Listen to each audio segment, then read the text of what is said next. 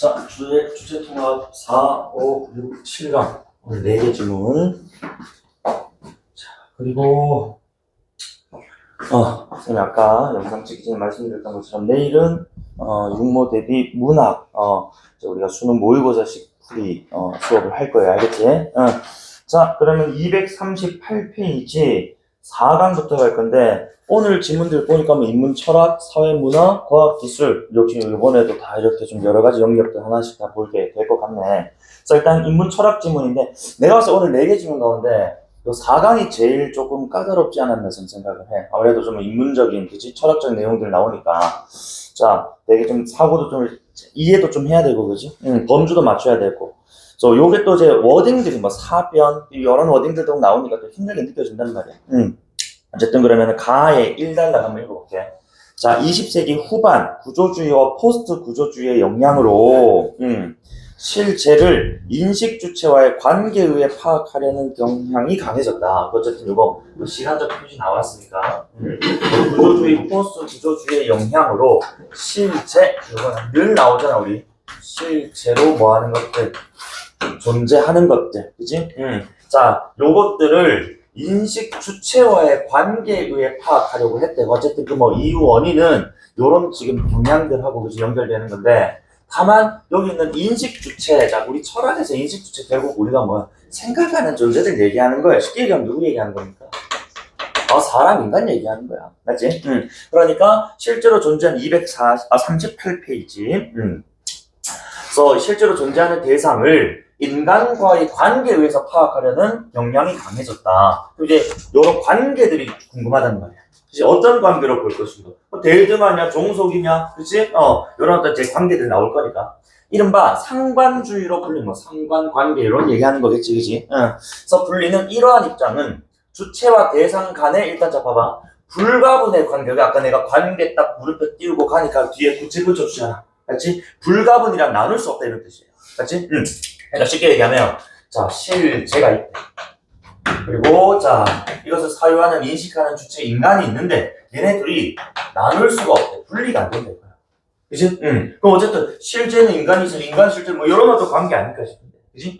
자, 강조하면서 인식 주체 관점을 벗어난 실제 자체에 대한 논의를 거부해. 이게 뭐냐, 결국. 자, 만약에 인식 주체 관점에서 벗어났다라는 것은 지금 뭐야? 불가분이 아니고, 가분이 돼버렸다는 거예요. 맞지? 그런 것들에 대해서는 우리 다루지 않겠어. 인간과 멀어진 것들, 인간의 범주, 인식 조치라든지, 인식에서, 관점에서 벗어난 것들은 우리 그거 인정 안 할 거니까, 그런 것들에 대한 관계를 물어보는 거는 우리의 지금 대상이 아닌, 논의 대상 아니야. 생각 안 할 필요가 없어. 그지? 자, 그래서 이에 따라 실제라는 것은 언어적, 사회적 구성물로 간주되었으며, 이에 따라니까 어쨌든 봐봐, 여기 말한 또 언어적, 사회적이란 말은 또 누구랑 붙여줘야 돼? 그 주체가 누구야? 인식 주체, 인간이야. 맞지? 그 인간이 살아가는, 인간이 살아가면서 사용하는 언어, 그 다음에 인간이 속한 사회, 그 속에서만은 뭐 할 수 있는가? 얘가 존재할 수 있다. 이해되니? 그러니까, 얘는 그냥 언어적, 사회적, 즉, 인식 주체였던 세계 또는 뭐, 이 가치 관점 내에 있는 하나의 그냥 구성물로, 그치? 그러니까 하나, 독립된 무언가기보다는, 그러니까 종속되어 있는 무언가, 요 정도로 보겠다. 그래서 철학의 실제 자체가 아닌 그것의 구성 조건에 대한 분석, 다시 한 번 더, 그러니까 구성물 간주, 그리고 구성 조건에 대한 분석으로, 그치? 이렇게 조금 그 범위가 좀 좁아졌다고 해야 되나? 또 철학의 본질을 좀 벗어났다고 해야 되나? 맞아? 그러면, 좀 1문단에서, 자, 이제 지금 20세기 후반에 나타난 지금 이런 상관주의의 입장인데,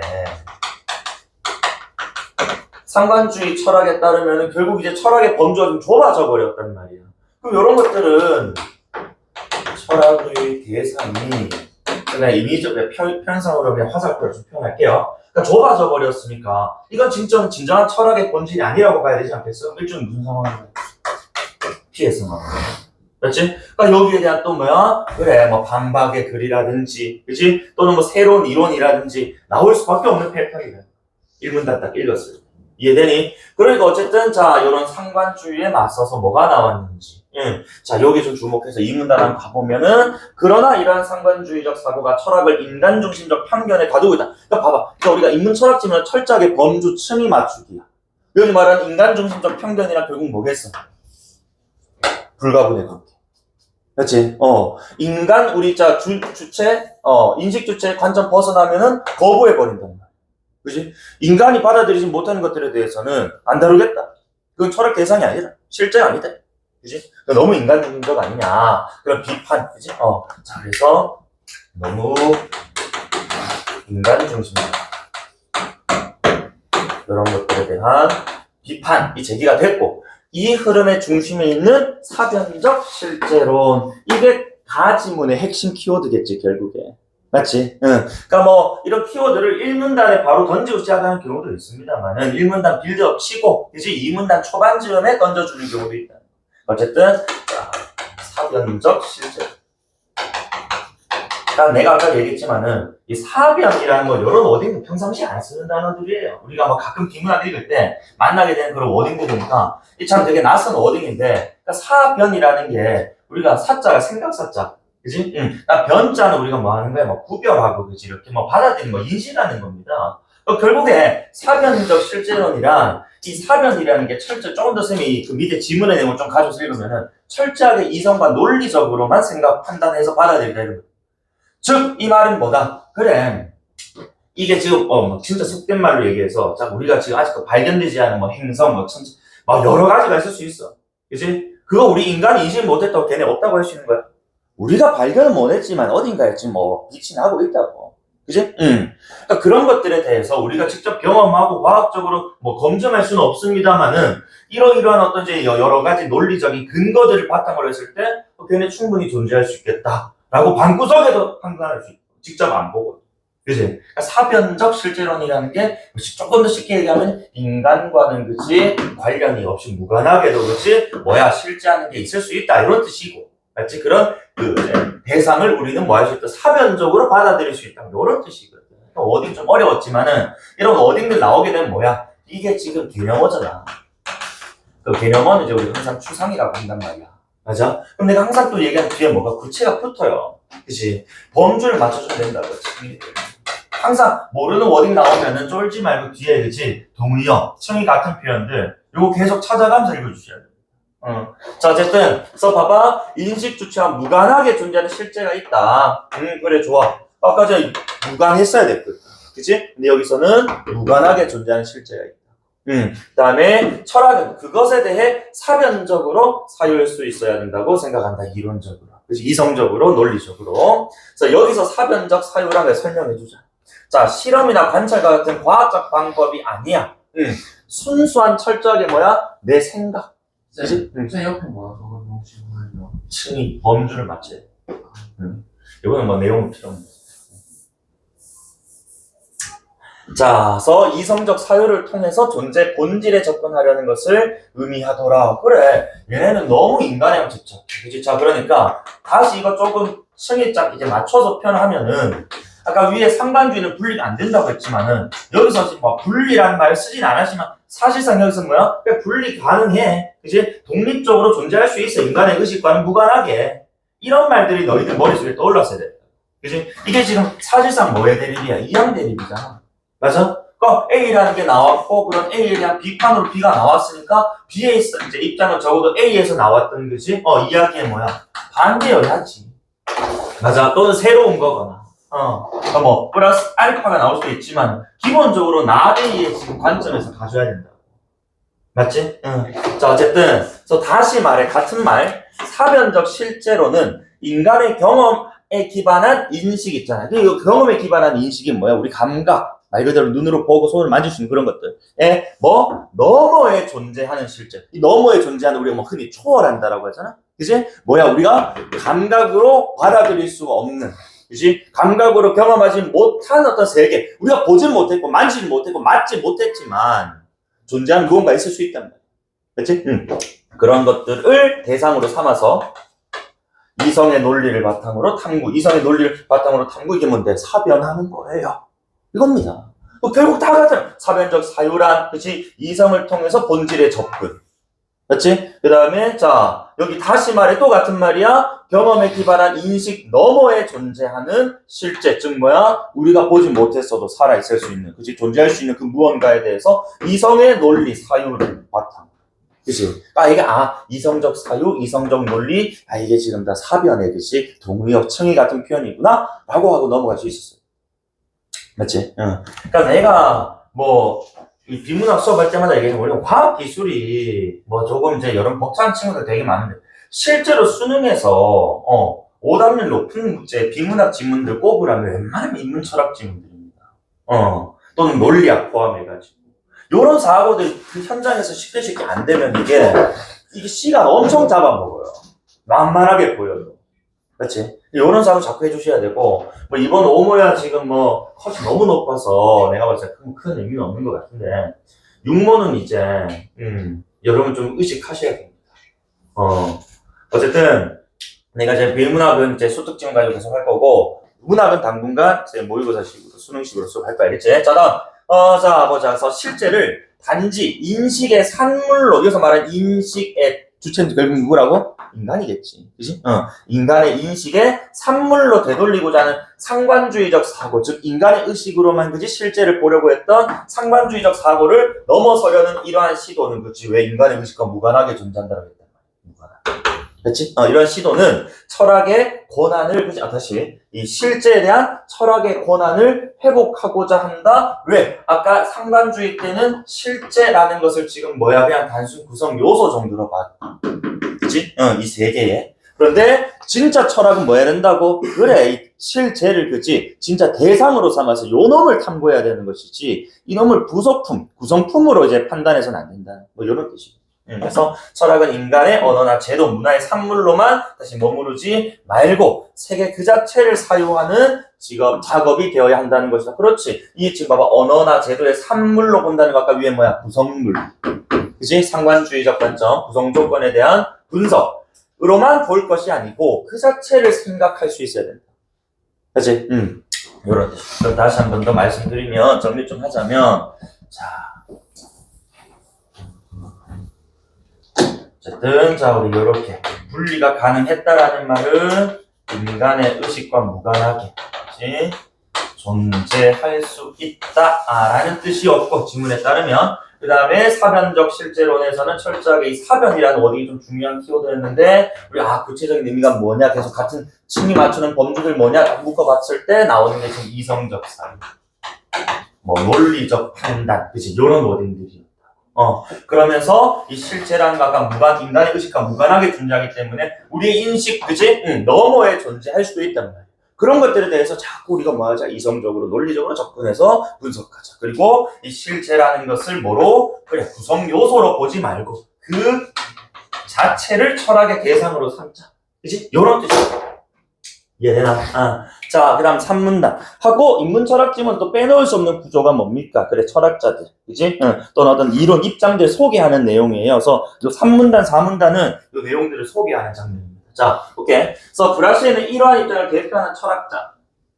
실제를 소멸이라는 개념을 통해서 사유한다. 어쨌든 간에 지금 이 사변적 실제론하고 그치? 자, 2명의 학자가 나올 건데, 일단 브라시에라는 사람 나왔어. 그 다음에 이 사람은 지금 보니까 소멸이라는 워딩으로 이 사변적 실제론을 좀 펼쳐나가나 봐. 자, 그는 인간의 의미 구성 능력을 넘어서는 사건들 예컨대 우주의 소멸이나 생명체의 멸종과 같은 현상들이 실체의 일례라고 본다. 그럼 다시 인간의 의미 구성 능력을 넘어서는, 위에 이 문단에서 같은 표현이 뭐 있었냐? 인간의 것이 인식 주체의 인식 능력, 인식을 넘어서 이런 것들을, 맞지? 같은 말이잖아. 그 사건들, 전부 다 실체가 될 수 있는 것들, 이런 뜻이에요. 그러니 여기서 말하는 소멸은 진짜 사라짐이 아니고, 그렇지? 여기서는 지금 이 일종의 자연의 어떤 원리, 법칙, 그지? 이치? 요 정도의 개념으로 좀 받아들였으면 좋았을 텐데. 어쨌든 이러한 사건들은 인간이 부여하는 의미나 목적과 무관하고는 인간의 어떤 인식, 그지? 능력하고는 무관하게 일어나는 것들이라고. 근데 그런 것들이 그지? 우리가 우리가 못 봤다고. 그 예를 들어가지고 우리 지금 공룡 살던 시대에 인간 없었잖아. 그럼 그때 인간 없었으면 그때 공룡이 살고 죽었던 그런 어떤 사건들은 다 없는 이야기들이야? 아니거든요. 그렇지? 자, 그래서 어쨌든 따라서 실제는 인간 중심의 가치 체계나 인식 구조를 한다고? 초월해서 존재하게 되는 거야. 뛰어넘어서. 그치? 무관하게. 초월해서 존재한다. 무관하게 존재해. 알겠지? 응. 자, 따라서 브라시에는 철학이 인간의 주관성에 기반한 의미 분석을 넘어서 존재와 소멸의 구조 자체를 사변적으로 사유해야 된다라는 논리적, 이성적으로 사유해야 된다. 그럼 어쨌든 간에, 자, 브라시에라는 사람의 사변적 실제론 키워드는 소멸인데, 요건 이제 뭐 우주 또는 뭐 자연의 뭐 대법칙 원리라고 합시다. 그치? 생성이 있으면 소멸이 있고, 근데 그런 것들 다 뭐야? 인간의 의지와 인간의 인식과는 무관하게 일어나는 것들. 다 실제하는 것들입니다. 그죠? 자, 그 다음 밑에. 또한, 메이야수는 해서 자, 우리 두 번째 학자. 실제의 본성을 필연성과 우연성 관점. 사실 우리가 뭐 필연과 우연 하면은, 뭐 문학이든, 이 철학 지문에서든 이양대립의 요소라고 봅니다. 우연이라는 게 결국 필연적이지 않은 이런 뜻이거든. 자, 두 가지의 어떤 관점에서 생성한 키워드가 아까 위에 브라시의 소멸, 메이야수는 좀 필연과 우연인데, 보자. 철학이 사실론성의 원리를 바탕으로 실제를 사유 생각하고 받아들일 수 있어요. 자, 그에 따르면 그 어떤 존재도 필연적으로 존재하지가 않더라는 거야. 그러니까 얘는 반드시 이렇게 살아야 돼, 이렇게 존재해야 돼, 이렇게 태어나야 돼가 안 된다고.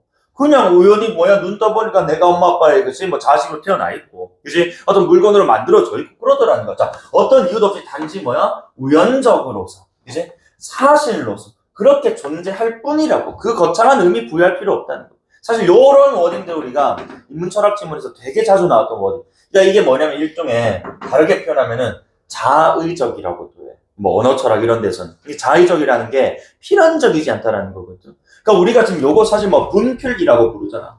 왜 분필이라고 불러야 돼? 그 이유를 대답할 수 있는 사람은 없어. 그치? 그 다음 한 개 더. 이 분필은 지금 쌤이 이 흙판에다가 필기하는 용도로 쓰고 있는데 왜 그렇게 써야 되는데?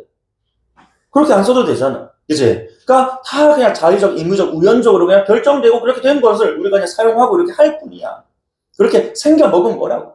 그래서 이는 실제가 인간의 관념이나 인식의 틀에 의해 다시 결국 인간의 관념이나 인식의 틀 이게 뭔데 결국 인식 주체의 또 이제 뭐야 관점에서 이렇게 또 사유되는 것들이잖아. 그런 게 아니라고. 그렇지? 아니라. 근본적 우연성을 바탕으로 존재한다는 것을 의미한다. 근본적 우연성이라는 말을 그치? 여기서는 지금 뭐야? 그래, 어떤 이유도 없이, 즉, 인간의 인식, 그제 이 주체, 인간의 관점, 이 의식과는 무관하게, 이런 뜻이겠죠? 같은 말이지. 그래서 이러한 존재의 근본적 우연성은 실제의 존재를 특정한 법칙이나 원리로부터 자유롭게 하며, 그렇지, 여기서 말하는 특정한 법칙이나 원리는 결국 누가, 인간들이 만들어 놓은 무언가일 거 아니야, 정리는. 자유롭게. 그 다음에, 자, 사변적 실제론이 기존의 형 이상학적 필연성을 벗어나, 실제의 가능성을 열어두는 철학임을 강조한다. 그럼 기존의 형 이상학적 필연성이랑 그 같은 말 누구의 입장이야? 무슨 주의? 상관주의 딱 떠올려. 그치? 여기서 지금 기존이라고 하는 그 앞서 나왔던 것이 지금 이 사변적 실제론이 비판했던 A에 대한 내용이에요. 자, 그 다음 그 밑에 오문답죠. 이거는 뭐 정리인데 이처럼 사변적 실제로는 실제를 단일한 법칙이나 의미로 판단하지 않아요. 즉 인간 인식 주체, 인간의 어떤 의식하고 이제 연결하지 않는다. 철학이 인간 주체를 초월하는 방식으로 세계를 사유해야 함을 역설한다. 인간에 너무 뭐하지만 매몰되어 있지 마라. 인간 없이도 존재할 수 있다. 그래서 이는 철학이 실제 본질과 구조를 언어적 구성물로 환원하지 않고 봐봐 독립적 대상. 그 쌤이 아까 분리 가능하다 이런 얘기 했었는데 사실 분리 가능하다라는 것은 지금 뭐야? 우리가 승인 범주 맞추라면은 이렇게도 맞출 수 있어야 된다. 독립적으로 존재하는 거. 무관하게 딱 보는 순간 그치 독립. 그렇지? 그래서 어쨌든 철학이 인간의 인식적 한계에 갇혀 있는 한 우리는 실제의 본질적 구조와 그 변화의 원리를 파악할 수 없게 된다. 왜? 여기 갇혀 있는 한 이 실제를 뭐로만 보는데 우리 인간이 살아가고 있는 세계에 그냥 뭐야? 단순한 구성 요소 하나에 이제 그렇게 처리해 버리니까. 그치? 그래서 그렇게 돼버리면은 실제 그 자체에 대해서 우리가 탐구가 안 돼버리잖아. 그러면은 파악이 안 돼. 따라서 사변적 실제로는 단순한 이론적 비안이 아니라 철학의 이론적 기반을 복원하려는 형 이상학적 기회. 쌤 아까 기존의 형 이상학적 이런 얘기 나오고 또 형 이상학적 기회. 요거는 지금 아까 우리 상관 그 다음에 요거는 형 이상학. 근데 왜 똑같은 또 형 이상학이라는 단어를 썼습니까? 이래서 철학 지문이 어려운 거야. 위에 기존의 형 이상학적 필연성이란 결국 인간의 어떤 의식 속에 그저 어떤 실제가 존재한다 뭐 이런 뜻이니까 형 이상하게 뭐 실제 뭐 형체가 없는 그치 이런 뜻이거든. 여기서는 뭐 법칙, 그치 뭐 질서 뭐 이런 개념으로 보자는 거야. 그럼 밑에 민자 이 철학의 이론적 기반을 복원하려는 형 이상학적이라고 되어 있잖아. 그럼 요거는 결국 이제 뭐겠어? 그래 결국 어디에? 그래 이 우리 인식에 그치 갇혀있지 않고 그 너머에도 있을 수 있는 그치 그런 것들에 대한 사유를 해보자 라는 입장의 형 이상학이거든. 그러니까 위에 형 이상학하고 밑에 형 이상학하고는 동의어가 아니죠. 맞지? 철저하게 범주 다른 표현인데 이렇게 또 이제 몇 줄 안 돼서 또 재등장하니까 같은 말로 처리가 되어서 이거 분명히 A에서 썼던 건데 왜 또 B에서 쓰나? 그거 안 맞지 않나? 모순적이지 않나? 이래버리고 이해가 막 안 돼버려요. 요거는 이제 우리가 워낙 자주 나왔던 거니까 실체가 없다 라고 넣고 요걸 A하고 넣어서 그치? 해석하고 B하고 연결해서 해석하고 이렇게 했었어야지. 그치? 이 자체만 놓고 보고 아예 같은 입장이었네 이렇게 해버리면 이건 무슨 아메바 새끼가 아니고 그죠? 자 그래서 가짐은 이렇게 좀 읽어봤어.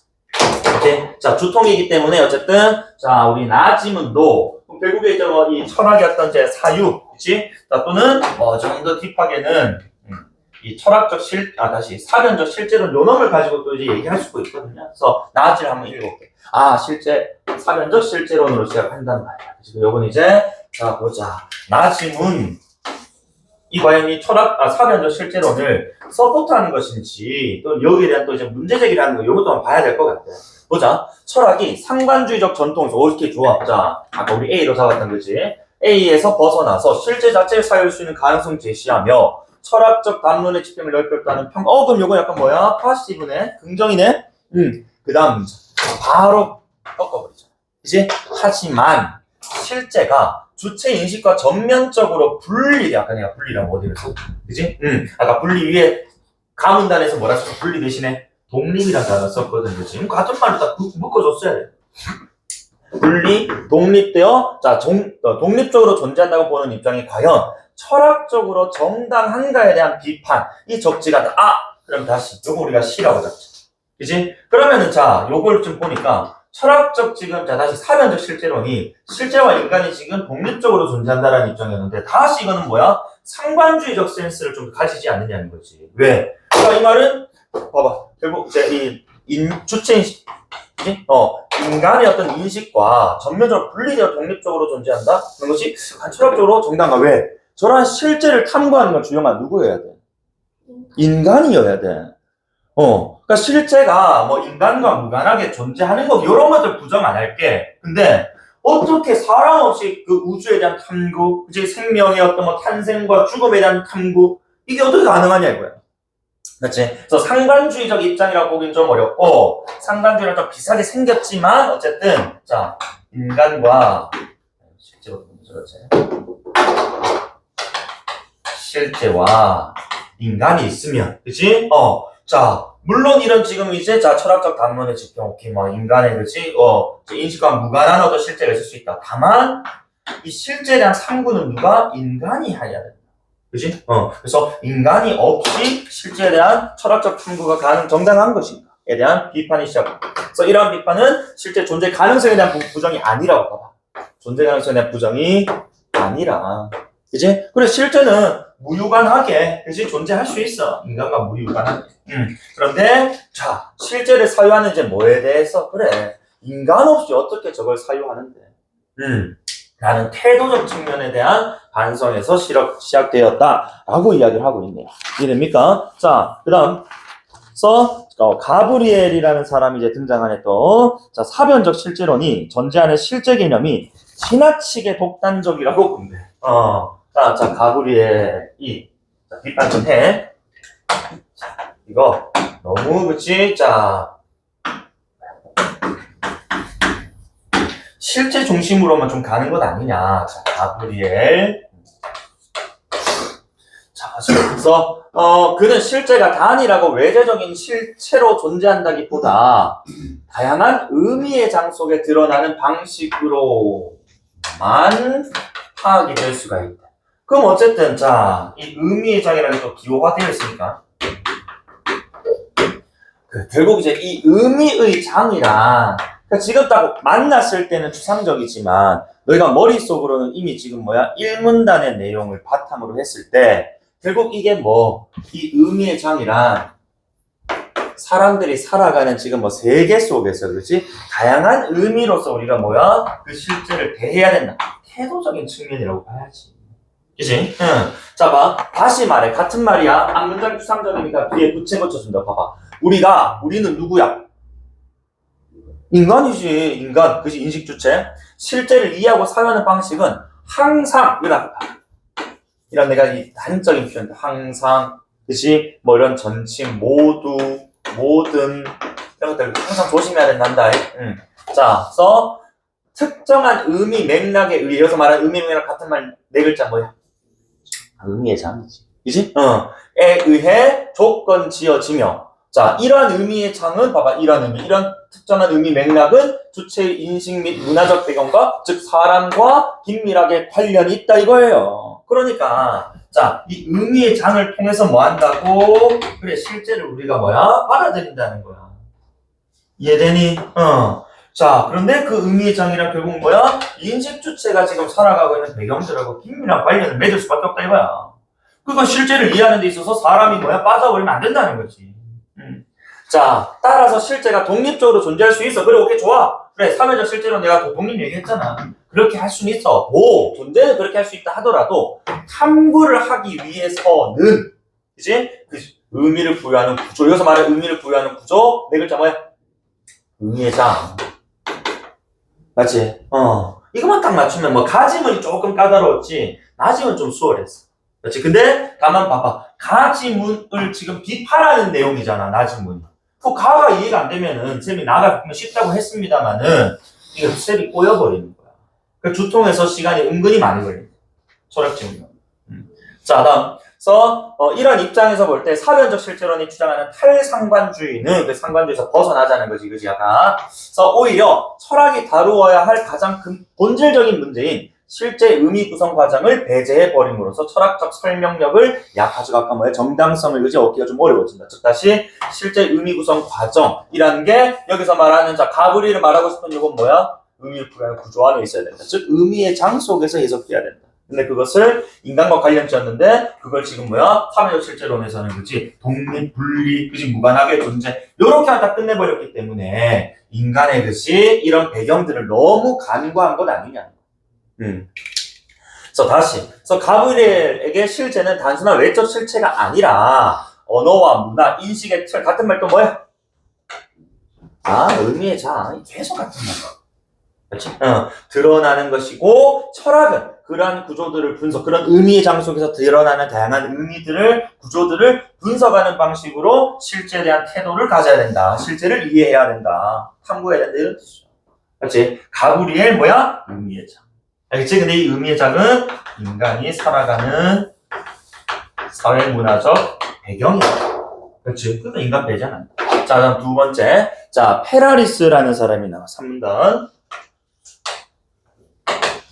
자, 그래서 사변적 실체론이 실체를 철학 외부에 존재하는 절대적 실체로 설정하는 순간, 자, 오히려 철학은 그 실체에 대해서 설명하거나 사유할 수 있는 얘는 이제 뭐냐면 언어적 정당성을 잃게 된다는 점을 또 비판한다. 그러니까 철학 외부에 존재하는 절대적 실체란 말은 결국 뭐야? 이 철학의 주체는 결국 누군데? 인간일 거란 말이야. 맞지? 근데 결국 또 인간 외부, 인간과 무관하게 존재하는 무언가가 있다 이렇게 설정해버리면, 그치? 그것을 우리가 어떻게 우리의 말로 설명할 건데? 이런 뜻이에요. 자, 그는 실제에 대한 우리의 접근은 주체와 실제 사이에 봐봐. 직접적 관계 때문이 아니라, 다시 인간과 그 실제 사이에 직접적인 것이 아니면 뒤에 뭐 나와야 돼? 관점 나와야지. 그치? 즉, 기록과 언어, 제도라는 매개적 구조로 인해서 어떻게 가능한 거야? 잘렸지만, 생각했지만. 간접적으로 가능하다는 거예요. 맞지? 그런데, 봐봐. 이런 기록과 언어와 제도라는 매개적 구조. 지금 이렇게 자, 풀어줬잖아. 자, 여기서, 만약에 아까 위에처럼 실제가 철학 외부에 존재하는 절대적인 무언가라면, 이런 기록과 언어 제도라는 것으로 지금 표현이 가능할까요? 안 돼버린단 말이에요. 그렇지? 그것으로만 그냥 놓고 보는 순간 그거는 그냥 뭐야? 그 외부에 있는 우리가 지금 설명할 수 없는 무언가가 돼버리는 거지. 근데 우리는 말 그대로 지금 뭐야? 철학이라는 것이 실제를 다루고 분석하고 탐구해야 되는데. 자, 이러한 비판은 철학의 기능에 대한 근본적 질문. 그래, 철학이 세계를 사유하는 활동이라면 그 사유는 언제나 뭐야? 인간. 그치? 그리고 인간의 뚝배기. 그치? 또는 뭐 손으로 뭐 사고 과정에서 우리가 언어를 쓰잖아, 머릿속에. 아무리 똑똑한 사람들 그냥 뭐 눈으로 딱 보면 그거 아니야. 눈으로 본다 하더라도 그것도 다 뭐 언어로서 다 이제 언어를 매개로 받아들이잖아. 그치? 그러니까 결국 우리가 이 철학이라는 것이 세계를 사유하는 것. 그런데 그 사유는 다시 뭐야? 또 인간의 언어와 개념 체계 그리고 역사적 상황 속에서 이루어질 수밖에 없다. 요거 우리가 만약에 상호관계를 놓고 읽으면은 철학이지? A라고 하자. 순서상. 그러면은 이 철학을 우리가 지금 이제 자 세계를 사유하는데 사유를 하기 위해서 또 전제가 뭐가 필요했다고? 인간의 언어와 인간이 사용하는 개념이 필요하다고. 아니? 그러니까 여기서 말하는 자 결국에 우리가 실제를 그치 이렇게 뭐하지 못한다면 언어와 개념으로서 그치 설명하지 못한다면 이건 철학이 아닌 거예요. 맞지? 자 써봐. 실제가 존재하더라도 그것이 철학적으로 의미를 갖기 위해서는 인식주체, 인간이 속한 맥락 속에서 드러나야. 사실 뭐 위에 있는 가브리엘하고 큰 차이는 없어요. 맥락, 그치? 자, 속에서 드러나야 하며, 이 철학은 이런 맥락들을 분석하고 해석하는 과정 속에서 실제를 사유할 수밖에 없다라는 거야. 맞지? 그럼 내가 이것도 간단하게 좀 예를 들어보면, 자, 이 우주. 우리가 사실 우주에 대해서 아직 다 모든 걸 알 수 있다 할 수는 없어. 그치? 자, 우주를 아직도 우리가 많이 알아야 돼. 탐구한다. 그럼 이걸 우리가 둘째 합하면 뭐라고 얘기해? 이게 철학이라고 하자. 그치? 그런데 이 우주를 지금 이렇게 탐구하는 건 지금 누구여야 된다고?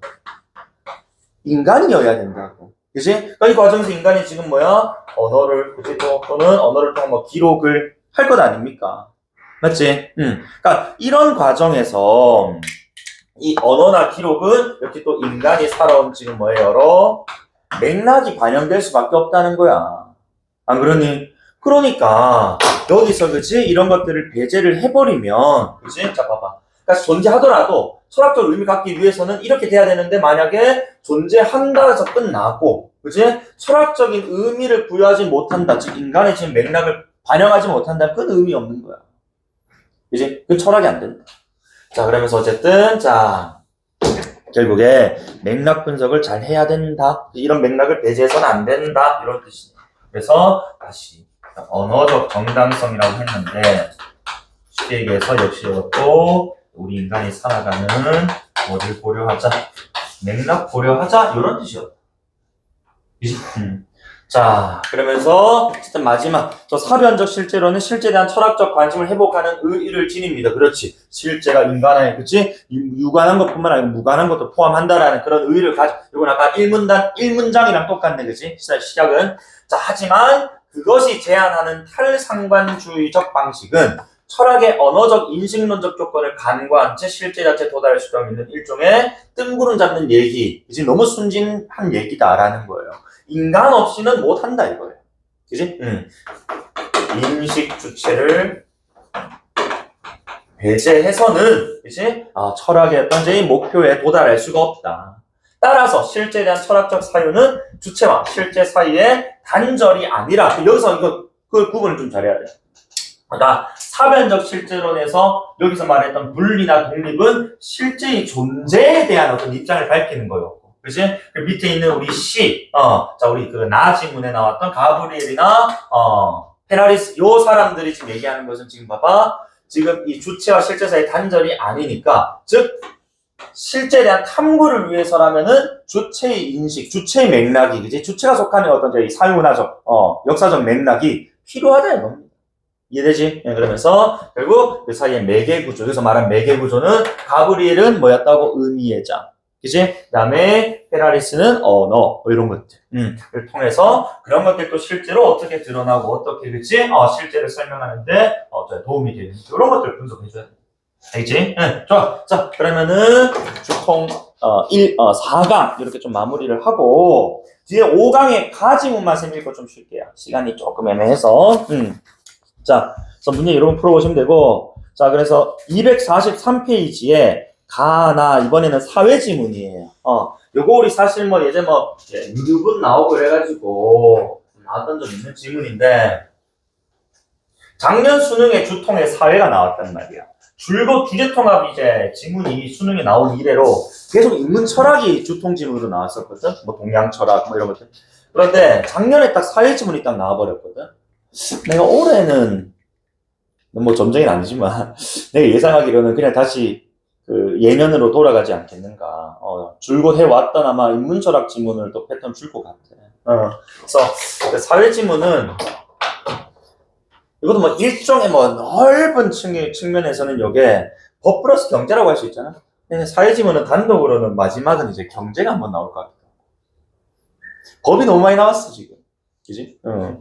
자, 그럼 243페이지 가에 1달러 한번 볼게요. 그래서 어쨌든 여기에 법, 그 다음에 뭐 경제 조금 들어가 있긴 한데 법지문 나오는 순간 조건, 대상, 예외 항상 그지? 자 보자. 조세 법률주의는 세금 부과와 징수라는 절차가 반드시 이런 거다. 항상 반드시 있잖아요, 그지? 법률에 근거해서 이루어져야 한다는 원칙을 말한다. 그래서 조세 법률주의의 개념으로부터 시작을 하네. 자, 그래서 우리가 걷어들이는 거 있잖아요, 그렇지? 부과, 징수 반드시 법률에 근거해. 그럼 법률 근거 없이 세금 부과 징수하면 안 된다 이거예요. 자, 다음 법에 명시되지 않은 세금을 부과하거나 법의 규정을 넘어서 세율이나 과세 기준을 자의적으로 변경하는 것은 원칙적으로 금지된다. 나는 항상 이런 질문 읽을 때 법지문 같은 거 읽을 때 원칙적이라는 말이 딱 나오면은 약간 뭐 긴장해. 왜? 보면 원칙 있으면 뭐가 있어? 예외가 있으니까. 그치? 그러니까 명시되지 않은 것도 뭐 할 수 있다? 받을 수 있다. 그러니까 부과하거나 징수할 수는 있다 이거야. 되게 근데 예외적이겠지. 일반적이면 안 된다는 거야. 그러니까 뭐 예를 들어서 자 뭐 우리 뭐 이제 특히 뭐 그 세금 많이 걷어가는 뭐 국세청 이런 데잖아, 그지? 국세청 입장에서 그 약간 김철수 씨라는 사람인데 되게 마음에 안 드는 거야. 야, 그래서 이 사람, 야, 세무조사 조져. 그래가지고, 그 사람한테 뭐, 재산의 절반을 이제 세금으로 뭐 부과 징수를 해버렸다, 이거야. 그래서 안 된다는 거지. 철저히 법률에 근거해서, 그지? 객관적으로 이렇게 판단하고 부과 징수해야 되는 것이지, 자의적으로, 주관적으로 해서는 안 된다는 거예요. 조세법률주의는 정부의 과세 행위를 법적으로 제한함으로써, 왜 법적 제한 같은 말 뭐야, 위에 법률에 근거를 해서 걷어들이기 때문에, 자, 국민의 재정적 권리를 보호하고, 그리고 항상 내가 이거 세금 얘기 나올 때마다 얘기하는데, 세금을 부과하고 징수한다라는 것은 밑에 또 나올 거야. 국민의 재산권을 침해하는 거예요. 그지? 그리고 내가 지금 이제 노동해서 뭐 어떤 다른 방법으로 어떤 수익을 얻었다라고 했을 때, 나의 어떤 노력에 의한 거지, 대가로서 내가 얻어들인 어떤 수익들인데, 왜 국가가 가져가느냐? 당연히 국가로부터 받는 우리가 막 베네핏이 있으니까 내는 건 당연한데, 그렇게 보는 관점에서는 그치? 자, 그거는 뭐 당연한 걸 수도 있지만은, 네가 만약에 세금을 내는 나이가 되거나 그치? 경제활동을 하게 되는 주체가 된다고 생각해봐. 이건 내 돈을 약간 뺏어가는 느낌이라고. 그래서 항상 세금 딱 얘기 나오면은, 정부에게는 당연히 뭐야? 재정, 조달의 중요한 원천입니다. 제일 원천이에요. 그치? 그런데, 자, 이 세금을 내는, 그치? 주체인 우리 국민 입장에서는, 뭐야? 재산권에 대해서, 그치? 약간 침해당하는 그런 어떤 입장들이, 이제 그래서 되게 양면적인 겁니다. 어쨌든, 자, 밑에 그래서 어쨌든 봐봐. 그래서 어쨌든 이렇게 지금 법률에 근거해서 내게끔 하기 때문에, 국민의 재산권과 관 재정적 권리, 그치?를 뭐 할 수 있는 거야? 어느 정도 보호해주는 거야. 그치? 그러니까 무지성으로 걷는 게 아니라는 거야. 그 다음, 세금 부과의 또 공정성. 누구 많이 내고 누구 적게 내고 그러면 안 되잖아. 그치? 그 다음에 예측 가능성. 이 예측 가능성 철저하게 어디? 이거는 두 가지. 그치? 국민 입장에서도, 내가 작년에 이만큼 벌었으니까 올해 이만큼 세금 내야 되겠네. 그럼 지출을 어떻게 이렇게 자꾸 이렇게 나눌 수 있는 것이고, 정부 입장에서도, 올해는 지금 세수까지 어느 정도 거칠 것 같으니까, 요즘 여기에 뭐, 재정을 좀 더 주고, 덜 주고 이렇게 할 수 있다. 어쨌든, 이런 역할 한다니까 이거는 뭐야? 세금 조세, 그치? 법률주의의 어떤 이 기능, 그치? 그래서 순기능이었다고. 그 다음에 조세 법률주의는 실무에서 조세 열거주의와 조세 포괄주의라는 두 가지 해석 방식으로 구체화된다니까 두 가지 딱 찢어놓고 시작한단 말이야. 그럼 이건 이항대립이겠지. 그치? 그래서 어쨌든, 자, 1문단 간단하게 좀 정리를 해보면은, 조세 법률주의. 그럼 봐봐. 조세 법률주의 아까 뭐 개념 반칙 법률 근거에서 그렇게 걷어들이고 효과 세 가지가 있다. 하고 마지막에 조세 열거, 그 다음에 조세 포괄로 파생되잖아. 그럼 위에 있는 어디나? 1, 2, 3번 특징은 세모든 역세모든 다 가져 안 가져?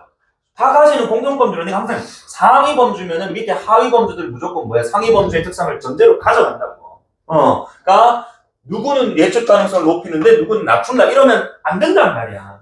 알겠지? 항상 이런 사고를 좀 해줘. 자, 어쨌든 자 열거주의 포괄 좀 가볼게. 자 보자. 조세 열거주의는 법률의 명시된 사항만을 봐. 그럼 요거는 진짜 딱 뭐야? 법률에 있는 것만 보나 봐. 그지? 그럼 딱 머릿속에서 번쩍여야 되는 거야. 이미 그럼 이 지문이, 이 가글에 대한 밑그림이 다 그려졌어야 돼. 왜? 포괄주의잖아. 그지? 뒤에 나올 역세문은 얘는 좀 봐봐. 열거가 법률만이면 얘는 뭐겠어? 법률 플러스 알파가 있겠지. 그지? 그럼 아까 위에 1문단에서 원칙적으로 원래 법에 벗어나는 건 해서는 안 되는데 만약에 예외적으로 벗어날 수 있다면 그건 열거주의가 아니고 뭐야? 그건 포괄주의여야 된다는 게 뭐 번쩍해야 돼. 이제 자꾸 네가 지문을 선제적으로 읽고 어제는 그래서 봐. 여기에 따르면 구체적인 법조문에 규정되지 않은 새로운 형태의 경제행위 재산 이전이 발생하더라도 과세할 수 없다. 왜? 법조문에 뭐 규정되지 않았으니까 과세할 수 없는 거야. 위에 법률에 명시된 사항만을 적용하는 거야. 그렇지? 이는 납세자 권리를 최대한 보장하는 데 초점을 맞춘 해석으로 국가의 조세권 남용을 방지할 수 있다. 그래서 아니 그래 나는 지금 법률에 명시되지 않은 이 경제활동으로 내가 돈을 벌었는데 그거 세금 왜 내야 돼요? 라고 할 수 있잖아 국민 입장에서. 어쨌든 조세는 국민의 재산권과 밀접하게 연관되어 있어. 아까 내가 얘기했던 재산권. 명확한 법적 근거 없이 이루어지는 과세는 곧 국민의 재산을 침해하는 거야. 그렇지? 자, 그렇기 때문에 따라서 조세 열거주의는 국가가 세금을 걷는 이유와 그 한계를 엄격하게, 여기서 말하는 엄격하다라는 말은 뭐야? 법률에 규정된 것만, 그치? 함으로써 정부 권한에 대한 법적 통제를 실현하는 수단. 특히 여기 내가 상위 범주라고 전제라고 했지만은 특히나 아마도 여기 있는 1, 2, 3번의 그치 이런 기능력 역할 중에 1번에 좀 포커스가 많이 맞춰진 것 같지, 그치? 자, 오케이 좋아. 그럼 밑에 3문단 포괄주의야. 자, 포괄주의는 법조문의 문헌뿐만 아니라 그렇지. 자, 쌤 포괄이면은 그리고 이항대리면 얘는 법률 말고 그냥 알파가 바로 나와야 되는 거 아닙니까? 아까 조세 법률주의 반드시 뭐라고? 법률에 근거를 한다. 그럼 요거는 네가 열받다 법률만 보고 포괄 딱 만났을 때 법률이 있으면 좀 안 되지 않니? 이런 생각했다면 이거 곤란해. 상위 범죄 반드시 법률 근거하라고 했습니다. 얘도 법률 근거해요. 근데 다만 그 외적인 다른 부분에 있어서는 법률 외에 다른 걸 근거로 들 수 있다 이거지. 그치? 보니까 자 법조문의 문헌뿐만 아니라 입법 취지나 과세 목적 등 요게 지금 뭐였어? 입법 취지나 과세 목적 이런 거 법률 명시 안 돼 있는 것들일 수 있죠. 이런 것들을 종합적으로 고려해서 알파에 해당하는 게 입법 취지, 그 다음에 과세 목적. 자, 이런 것들을 고려해서 법에 명시되지 않았더라도 그렇지. 자, 명시되지 않았더라도 유사한 성격의 거래나 행위에 대해서는 과세할 수 있다. 그치? 그러니까 어쨌든 법률 플러스 이제 법률 명시되지 않은 것들. 그치? 자, 그래서 결국 이는 과세 대상이 되는 경제활동이 지속적이고 다양화되고 복잡해지는 현실 속에서 법률이 미처 규정하지 못한 영역에까지 과세 정의를 실현하는 것을 지향한다. 그러니까 이게 워낙 현대가 빠르니까 그렇지 미처 규정하지 못한 것들이 있을 수 있단 말이야. 그리고 여러분 법 제정이라는 게 이거 필요하다고 다음날 바로 이제 국회에 모여가지고 300명 모여가지고 투표하고 통과되고 그런 거 아니에요. 그치? 계속해서 조정 과정 거치고 그치 또 이제 발효 실효돼 이게 기간도 텀도 좀 있고 그치 오래 걸린단 말이야. 그러니까 이런 것들까지 우리가 다 기다리면 너무 오래 걸리니까 이런 거 고려하겠다. 자, 예시까지 주네.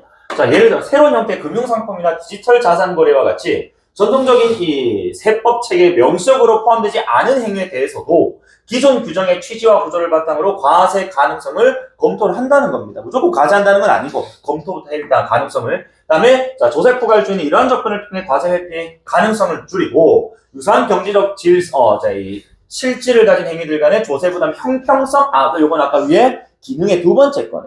그지? 그러니까 조세, 세금 부과의 공정성 이런 게 있었거든, 그지? 그러니까 누가 예를 들어 요즘 되게 여러분 모르시면 되게 불장이었단 말이야. 최근에 3전 30만 찍을 뻔했는데 30만 원 못 찍고 어제 조금 떨어졌어요. 떨어졌는데 어쨌든 간에 그러니까 주식 말고 뭐 다른 어떤 방식으로 그지 막 경제가 다시 이제 활기를 띠면서 돈을 벌 수 있는 수단이 좀 많아졌다고 하자. 근데 그렇게 번 수익에 대해서는 법적으로 명시가 안 돼 있더라는 거예요. 워낙 새롭게 나온 어떤 이제 뭐 돈을 버는 방법이니까 뭐 주식 말고 다른 거라고 하자. 예를 들어서 그러니까 그런 것들로 돈을 막 많이 버는데 그지 저 사람은 저걸로 번 걸로는 세금 한 푼도 안 내.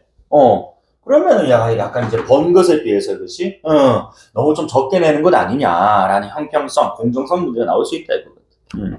어쨌든 그래서 현대 조세 실무에서는 두 입장 사이의 균형이 요구돼. 그렇지. 이게 너무 법만 따져도 안 되고 너무 근데 입법 취지나 과세 목적과 같은 거지 법률 명시되지 않는 것만 가져와 버리면 또 안 될 것 아니냐. 요게 적절한 균형을 맞춰야 된다.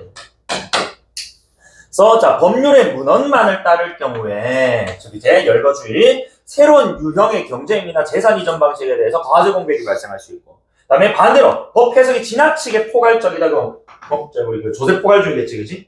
이런 경우라면 납세자 권리를 또 침해할 수 있단 말이야. 입법 취지, 뭐 과세 목적 들고 와가지고 그지 막 내 돈을 뺏어간다 이거예요. 따라서 법률에 근거하되 왜? 법률에 근거하되는 무조건 디폴트 값이라고. 왜? 상위법이잖아. 조세 법률주의. 그렇지? 근거하되 해석 적용은 사회 변화와 경제 환경의 복잡성을 반영하여 공정한 과세가 이루어질 수 있다. 자, 예컨대 상속세, 증여세 요거는 지금 여기서 뭐 딥하게 다루진 않고 나즈글에서 조금 더 딥하게 다루는데 상속 증여 우리 사실 비문학 지문에 곧잘 나왔던 화제예요. 그래서 뭐 올해 뭐 육부 수능에는 나오겠나 싶은데 요 얘기 좀 더 나지문 할 때 좀 더 하고 어쨌든 상속세 상속세 뭐야? 사람이 죽었을 때 그치 가진 재산을 이렇게 막 가족들에게 나눠주는 그다음에 증여라는 뭐 가족인 살아있는 사람이 가족이나 친구 딸에게 그치 재산을 무상으로 넘겨주는 행위인데 그래서 이런 세목에서는 조세 열거주의와 조세 포괄주의 중 어떤 방식을 적용하는가에 따라서 과세 기준이 달라져 버린다. 계속 막 시비 털리고 그지 뭐 법적으로 소송하고 내가 이거 돈 왜 내야 되냐 그래요. 어쨌든 과세 범위나 방식에도 차이가 발생할 수 있기 때문에 납세자의 실제 세금 부담과 법적 안정성은 큰 차이를 보일 수밖에 없고요. 그러니까 이건 적절한 균형을 좀 맞춰줘야 된다. 그래서 과세행위가 법률에 근거해야 된다는 조세 법률주의의 대원칙, 디폴트가 큰 전제 아래 열거주의적 태도로 납세자 권리를 보호하는 동시에 포괄주의적 해석을 통해 또 세금 포탈도 많잖아. 세금 조세 회피하는 사람들도 그런 걸 방지함으로써 궁극적으로는 조세정의 실현을 해서 그지 공평, 그다음 또는 공정, 형평성 이제 완료하고, 그다음에 정부 입장에서도 세수를 원활하게 그지 안정적으로 그지 걷어들이는 그런 노력이 병행되고 있다. 이렇게 마무리할게요. 그리고 나글은 여기서 아까 얘기했던 것처럼 이제 상속세와 증여세 관련해서 얘기를 할 건데 상속 증여는 사실 뭐 내가 얘기 들 때마다 우리 주임님 누구야 우리 이재용 회장님 상속세 엄청나게 내는 거 알죠? 그지? 그런 사람들한테 솔직히 일반 사람들 상속세 내는 것처럼 그지 만 1, 2억 내라면은 되겠냐 이거야. 안 그래? 주식이 뭐 수백 수천조인데 안 그래? 그 정도 사람에게는 그지 이 정도 지금 이제 퍼센테이지 적용해서 그지 걷어들이는 게 맞지 않느냐 이런 것도 있고. 근데 또 생각해 보면은 이게 우리 일반 사람들의 단위가 아니잖아. 너무 큰 돈이니까. 그래서 한 방에 나 일시불이 안 되니까 뭐 미술 작품으로 내고 막 그랬다고 하잖아요. 그지? 어쨌든 그 뒤에 얘기는 잠깐만 쉬었다가 이거.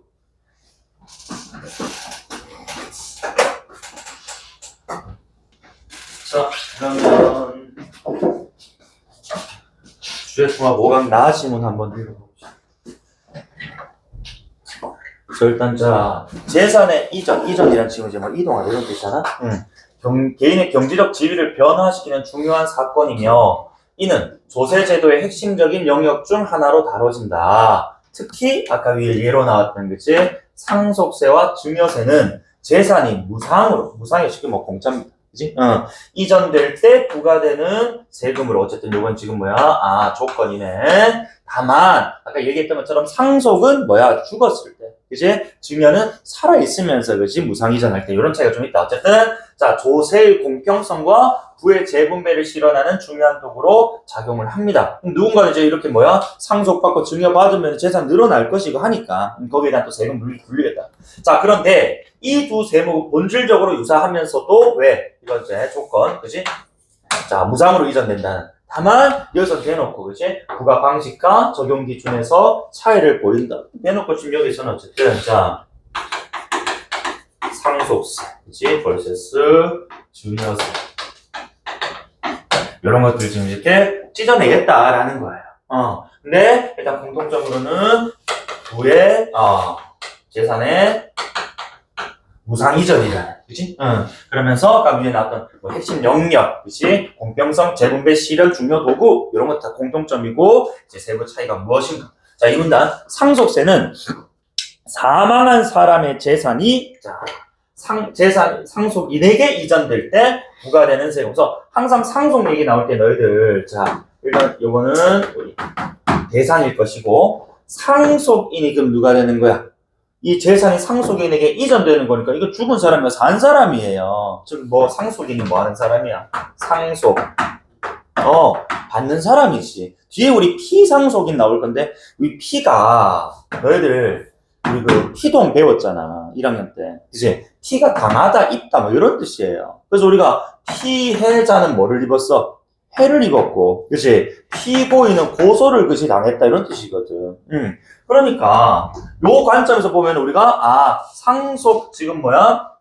피상속 붙으면 상속 받았다 이렇게 생각하기 십상인데 피상속인이 오히려 상속을 뭐 죽어서 할 수는 없겠지만 어쨌든 뭐 죽은 사람이겠지? 자 이라고 보시면 돼. 피상속이. 요거는 항상 좀 구분 좀 해주라. 어쨌든 이전될 때 부과되는 세금으로 즉 피상속인 봐봐 다시 누구 피상속인 상속을 해주는 사람이야 그지? 죽은 사람. 자 보유하고 있는 재산이 자 재산이 사망으로 인해서 상속인에게 무상으로 귀속되는 경우 국가가 이에 대해 일정 비율의 세금을 부과하는 것이다. 여기 첫 번째 차이점이네. 그치? 자, 상속세란 그러면 다시 여기는 법률용어로 한번 써보자. 피상속인의 사망. 그치? 여기 상속 개시의 조건이다. 그러면은 상속인에게 자 누가 가지고 있던 피상속인이 가지고 있던 재산이 그지 무상이전된다. 그지? 그래서 피상속인의 재산이 그지 무상이전 위에 있으니까 이전된다 이건. 자, 그래서 어쨌든 이 과정에서 이제 뭐 한다고 그에 대한 일정 비율의 세금을 걷어들이는 게 상속세인데, 자 상속세는 피상속인의 사망 기준, 사망 시점 기준으로 이제 그때 재산이 얼마나 있었냐 이걸 이제 계산해야 돼. 상속 재산의 전체 가치를 산정을 한대. 아까 요 상속인의 그치 재산이라고 했는데 여기 지금 보니까 일부들이 아니고 전체 가치를 그치 산정을 한대. 그리고 일정 금액을 여기서 공제 준다는 것 지금 뭐야? 빼주겠다는 거야. 요거는 이제 차감해서 그치 계산하겠다는 거겠지? 일정 금액 공제 마이너스. 자 그리고 여기다가 이제 뭐 한다고 상속세율을 적용하겠지. 그치? 뭐 몇 퍼센트를 뭐 5%, 10%, 20%, 30% 이런 식으로. 자 오케이 좋아. 그래서 일정 금액 공제한 뒤 그 다음에 세율 적용 계산 뭐 1, 2, 3 순서겠네. 그래서 대한민국의 경우 우리나라 상속세는 과세 표준에 따라 10%에서 최대 50%까지 차등 적용된다. 그러니까 차등 적용도 사실 그 이유 뭐 다 설명되어 있지만은 여기서는 그렇게 딥하게 가지는 않는 것 같아. 다행히도. 그래서 뭐 간단하게 말씀드리면 아까 우리 1문단에 뭐 조세 뭐 공평성 이런 것들 많이 확보한다 했잖아요. 그렇지? 그러니까 무상으로 돈을 이렇게 받았는데 예를 들어서 100만 원 받은 사람이 있어. 그렇지? 무상으로 자 상속으로 내가 뭐 100억을 받은 사람이 있다고 하자. 근데 똑같이 20% 적용하면은, 자, 100만 원에 20% 20만 원. 이제 100억에 20원 20억이거든. 그래서 그 비율로만 따지면은, 이거 지금, 자, 너무 많은, 이제, 예를 들어 100만 원에 20만 원 하고, 그지 100억에 20억 하고, 누가 더 좀 많은 세금을 내는 것인가? 라고 물어본다면, 100만 원에 20만 원 내는 사람 좀 더 많이 내는 것처럼 느껴져야 된다고. 왜 상속받은 시장 애당초차 없다는 말이야. 그러니까 비율 자체를 좀 뭐 하자. 야, 그래서 100만 원 받은 사람한테는 그냥 공제가 아니고 그냥 요거 상속세 면제해줘. 그리고 100억 받은 사람은 너무 많이 받았어. 이 사람은 아까 20 했지만은 아니야. 35% 40% 받아. 이렇게 해버려.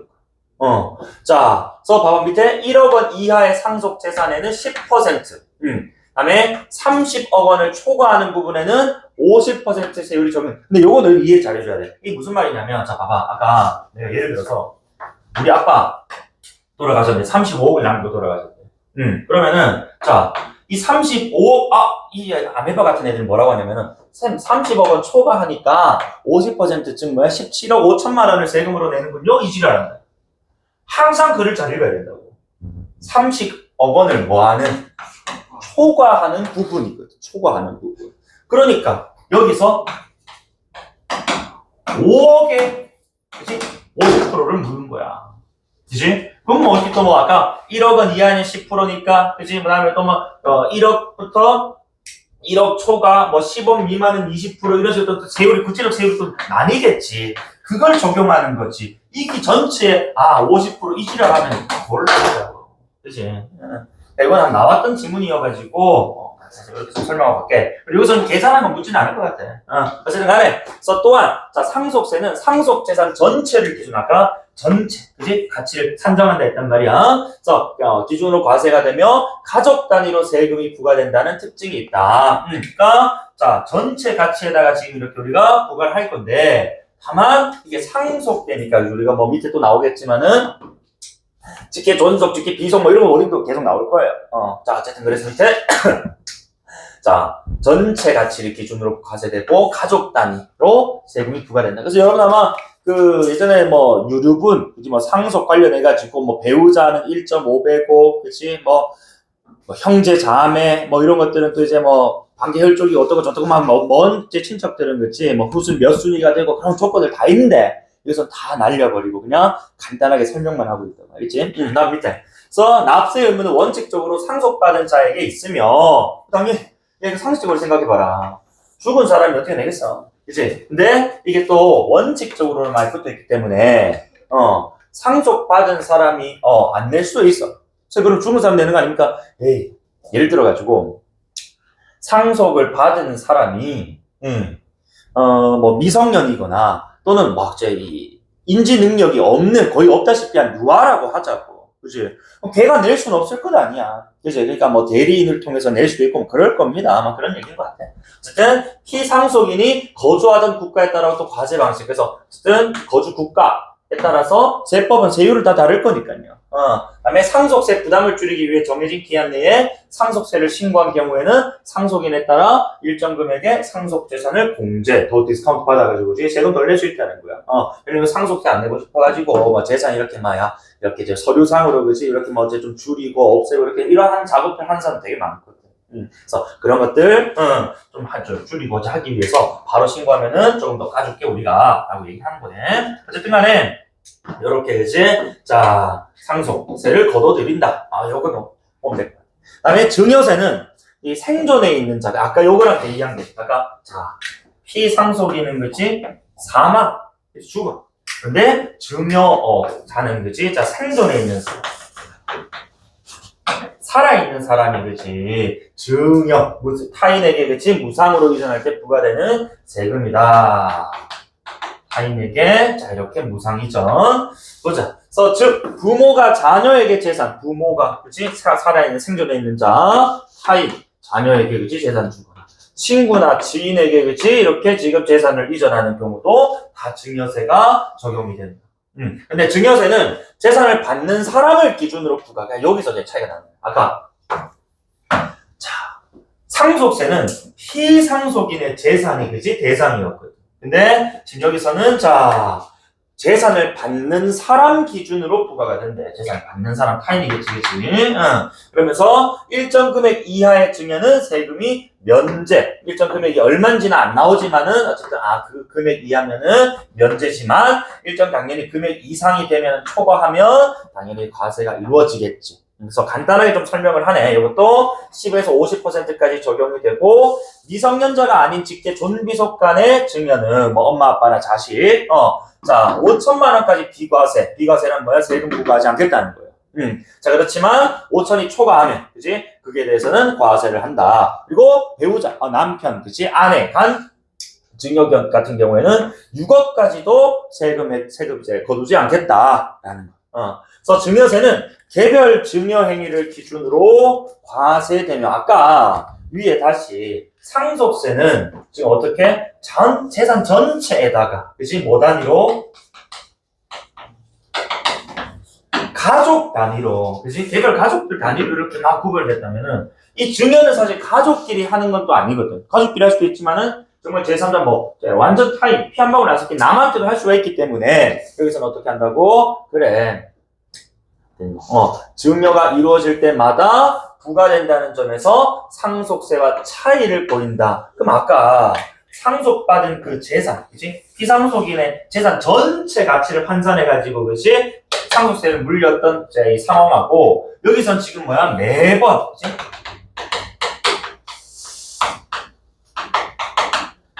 증여 때마다 계속 증여세를 물리겠다. 그지? 응. 자, 특히 일정 기간 내 동일인에게서 받은 증여재산은 합산해서 과세할 수 있도록 규정하고 있다. 왜? 이는 가족 내에서 재산을 분산 증여해서 세부담 회피할 수를 방지하려는 목적이 있다. 이게 무슨 뜻이냐면 예를 들어 아까 우리 그 부모 자식 간에 5천만 원까지가 비과세라고 했잖아. 그치? 그러니까 내가 지금 재산이 5억이 있어. 근데 이 5억을 지금 내 자식한테 좀 주고 싶은데 이걸 5억을 한꺼번에 다 줘버리면은 초과 돼버린단 말이야. 그럼 증여세를 내야 된다고. 그러면은 여기서 뚝배 짱으로 굴리는 거야. 5억을 5천만 원씩 10번 나눠서 주면은 전부 다 비과세 아니냐 이거야. 그제 그렇게 나가겠다는 거지. 일정 기간 내에 내가 알기로는 뭐 5년인가 10년 안에 합의 5천이 넘으면 무조건 증여세가 발생해요. 자식, 부모 자식 간에. 그러니까 그런 걸 이제 악용하는 거지. 방지하기 위해서, 그렇지? 그래. 전체 일정 기간 내에 동일에게서, 그렇지? 증여가 계속 반복적으로 이루어지는 경우에는 그 금액이 누적된 금액으로, 그렇지? 이렇게 합산된 금액으로 계산돼서 증여세가 발생할 수 있다. 알겠지? 자, 어쨌든 증여세의 납세 의무는 일반적으로 재산을 받은 사람이 또 타인이겠지. 상속인, 타인, 좀 받은 사람들이 납세 의무가 있고, 특별한 경우에는, 이 경우에는 근데 봐봐. 아까 상속세에서는 얘기 안 나와. 피상속인이 대신 내줄 수 있다는 얘기 안 나왔잖아. 쭉 없는데 어떻게 내줄 거야? 그치? 아까 내가 법적 대리 이렇게 얘기를 했었는데, 증여세 같은 경우에는 누가 낼 수 있다고. 그래. 때로는, 생존인, 증여를 해준 사람, 증여자가, 그치? 대신 납부를 할 수도 있다라는 거. 그치? 그래서 여기서, 지금, 개념어를 썼네. 이 좀 돈을 준 사람, 그치? 살아있으면서 돈을 준 사람 증여자. 그러니까 이게 상속인 개념하고 헷갈리면 안 된다는 거야. 그치? 상속인은 돈을 받은 사람이었고, 증여에서 증여자는 돈을 준 사람이었다. 그치? 그럼 당연히, 여기서 타인 피증여자라든지, 그치? 증여 대상, 이렇게 읽으면 되겠지. 그치? 자, 그래서 이렇게 두 번째 사회지문 마무리했고, 다음 주제통합 6강 넘어갈게요. 6강은, 또 우리 예술과 또 철학, 이런 것들하고 또 연결되는 지문인데, 워낙 자주 봐왔던 거라서, 매체. 자, 248페이지 가달라고 한번 읽어볼게. 자, 역사적으로 예술 형식을 구현하는 수단인 매체의 자리를 두고 경쟁한 문자와 이미지의 관계는 매체 연구의 주된 과제였다. 예술 형식을 구현하는 수단을 매체로 좀 정의를 했네, 그치? 그런데 그 매체 두 가지가 있대. 문자와 이미지, 그치? 자, 대표적으로 18세기 후반 문자 예술과 이미지 예술 사이의 차이에 대해 논한 레싱이라는 사람이 있는데 그 이전까지 예술 형식인 시와 회화의 관계에 관해 당시에 지배적이었던 관점인 로마의 시인 이 호라티우스의 경고, 시는 그림과 같이를 대신할 만한 새로운 관점을 제시했다. 그럼 다시 일단 지금 보니까 이 레싱이라는 사람이 이것이 뭔가를 지금 지금 논증하는 것 같아. 그런 내용인 것 같으니까 이 레싱의 논증 내용이 있다 우리 핵심이어야 되는데 일단 레싱 얘기하기 전에 지금 봐봐. 지금 시는 그림과 가치를 대신할 만한 새로운 관점이라고 얘기를 했어. 그럼 아까 여기서 뭐라 했냐면 문자와 이미지가 그치 이 매체라는 것을 자리에 두고 경쟁을 해왔단 말이야. 근데 지금 이 로마의 시인의 이 말에 따르면은 시는 그림과 같이니까 시는 그림을 해야 된다, 본받아야 된다 이런 뜻 아닐까? 그럼 요거는 이제 시니까 이거는 문자, 이제 텍스트. 그다음에 그림은 회화 즉 이거 이미지 아니겠냐는 거지. 그러니까 로마의 시인 이 사람은 그치 당시 지배적이었던 이 관점.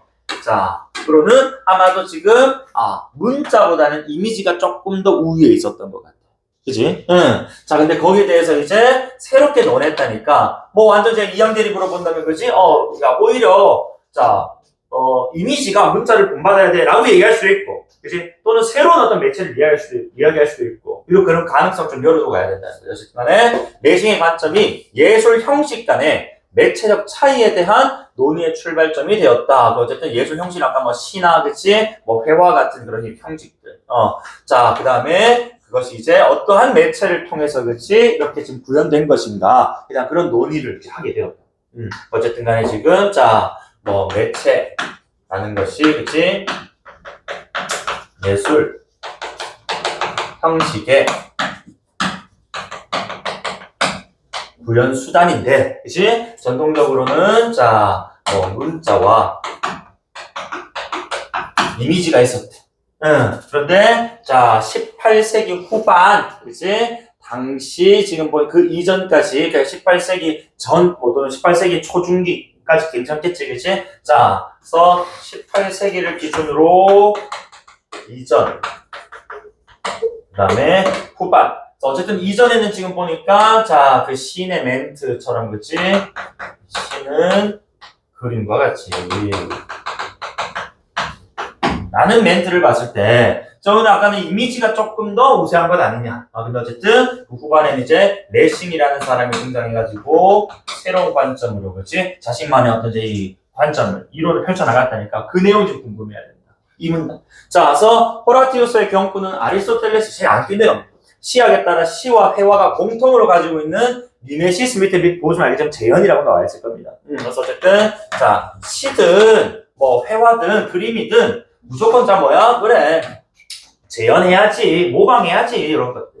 자, 그래서 다른 한편으로는 시는 회화를 모범으로 삼아야 한다는 의미로도 아까 내가 그랬지. 시는 그림과 같이 해서 그렇지 가치를 그냥 뭐 미메시스적 관점으로 봐도 되지만 아까 쌤처럼 시는 그림을 본받아야 돼 라고도 해석할 수 있다. 그래?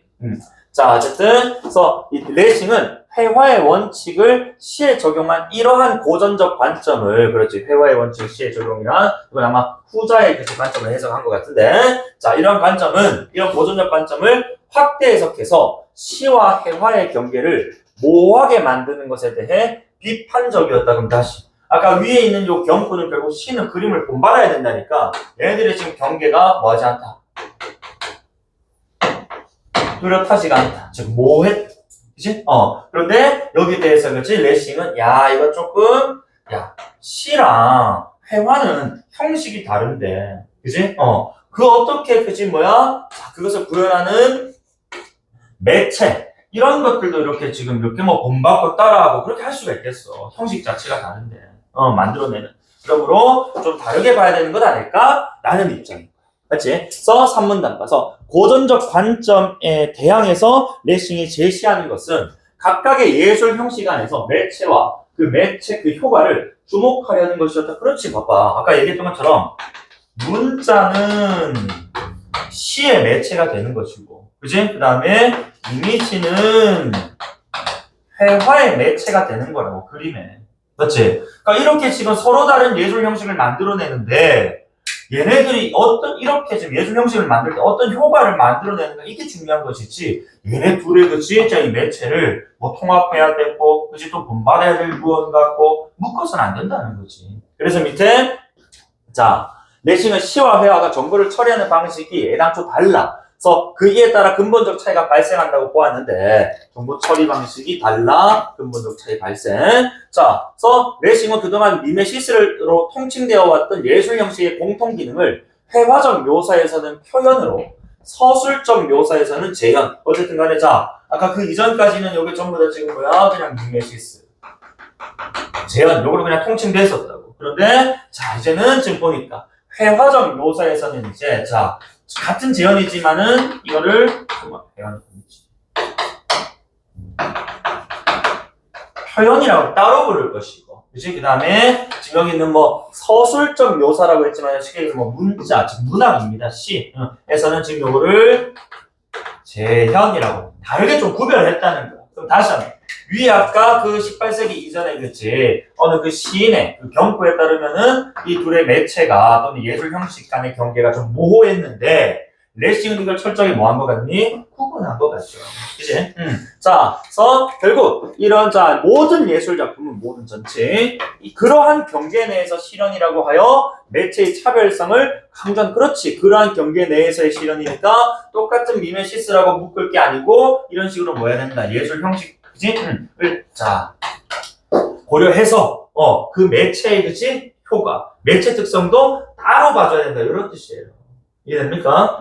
자, 결국 그리고 예술 형식 간의 차이를 예술 수용자에 작용하는 서로 다른 매체의 효과로 설명. 그렇지. 그러니까 시랑 회화가 왜 다르냐라고 했을 때, 그렇지? 사용된 뭐가 달라? 그럼 매체가 달라서, 그렇지? 받아들이는 사람이, 그렇지? 이렇게 뭐야? 의미를 우리가 습득하고, 그죠? 구상해내는 데 있어서 차이가 있을 수밖에 없다.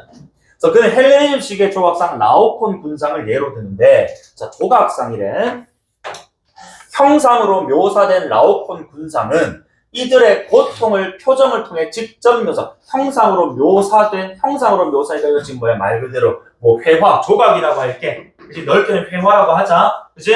자, 형상 회화는 직접 묘사. 그렇지만 시인은 신화 속 인물인 라오콘이 그저 고통으로 비명을 지르고 있다고 묘사. 봐봐. 자, 시인은 여기서 말하는 시인은 뭐지? 서사시인, 어쨌든 뭐지? 문학가라고 하자. 자, 어떻게 고통으로 비명을 지르고 있다라고 뭐로 묘사했겠어?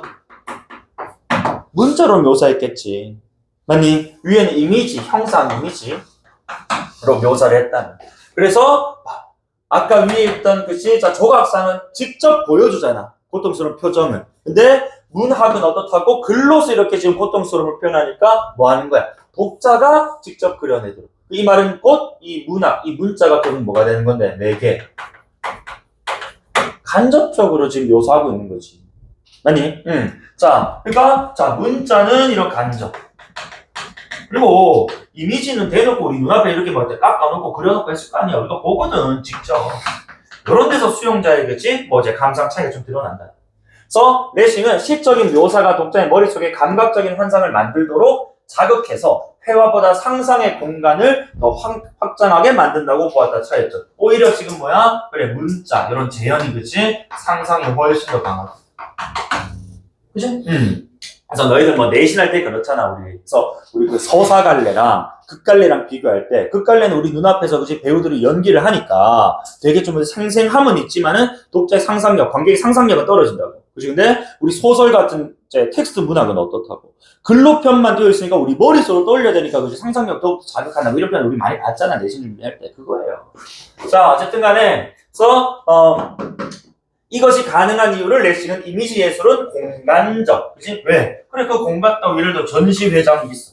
여기에 어떤 뭐 조각쌤이 앉아 뭐 있겠지. 그치? 그게 또 공간을 차지하고 거기서 멈춰 있을 것 아닙니까? 자, 공간적이면서, 그치? 동시적인 묘사에 탁월해.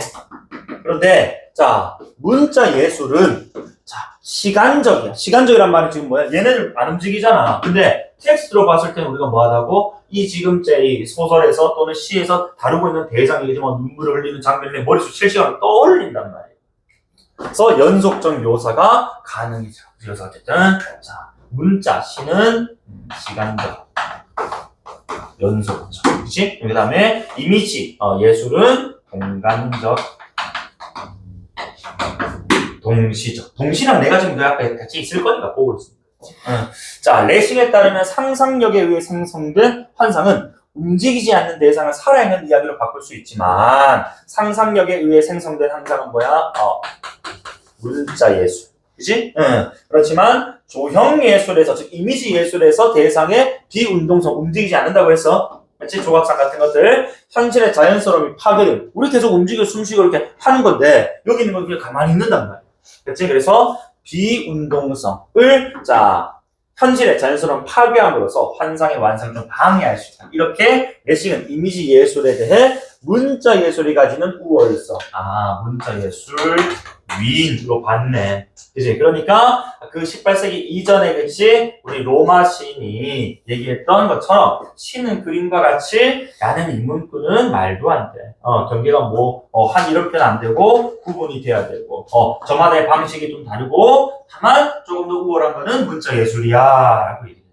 그치? 응. 좋아. 자, 그 다음에 나글 읽을게.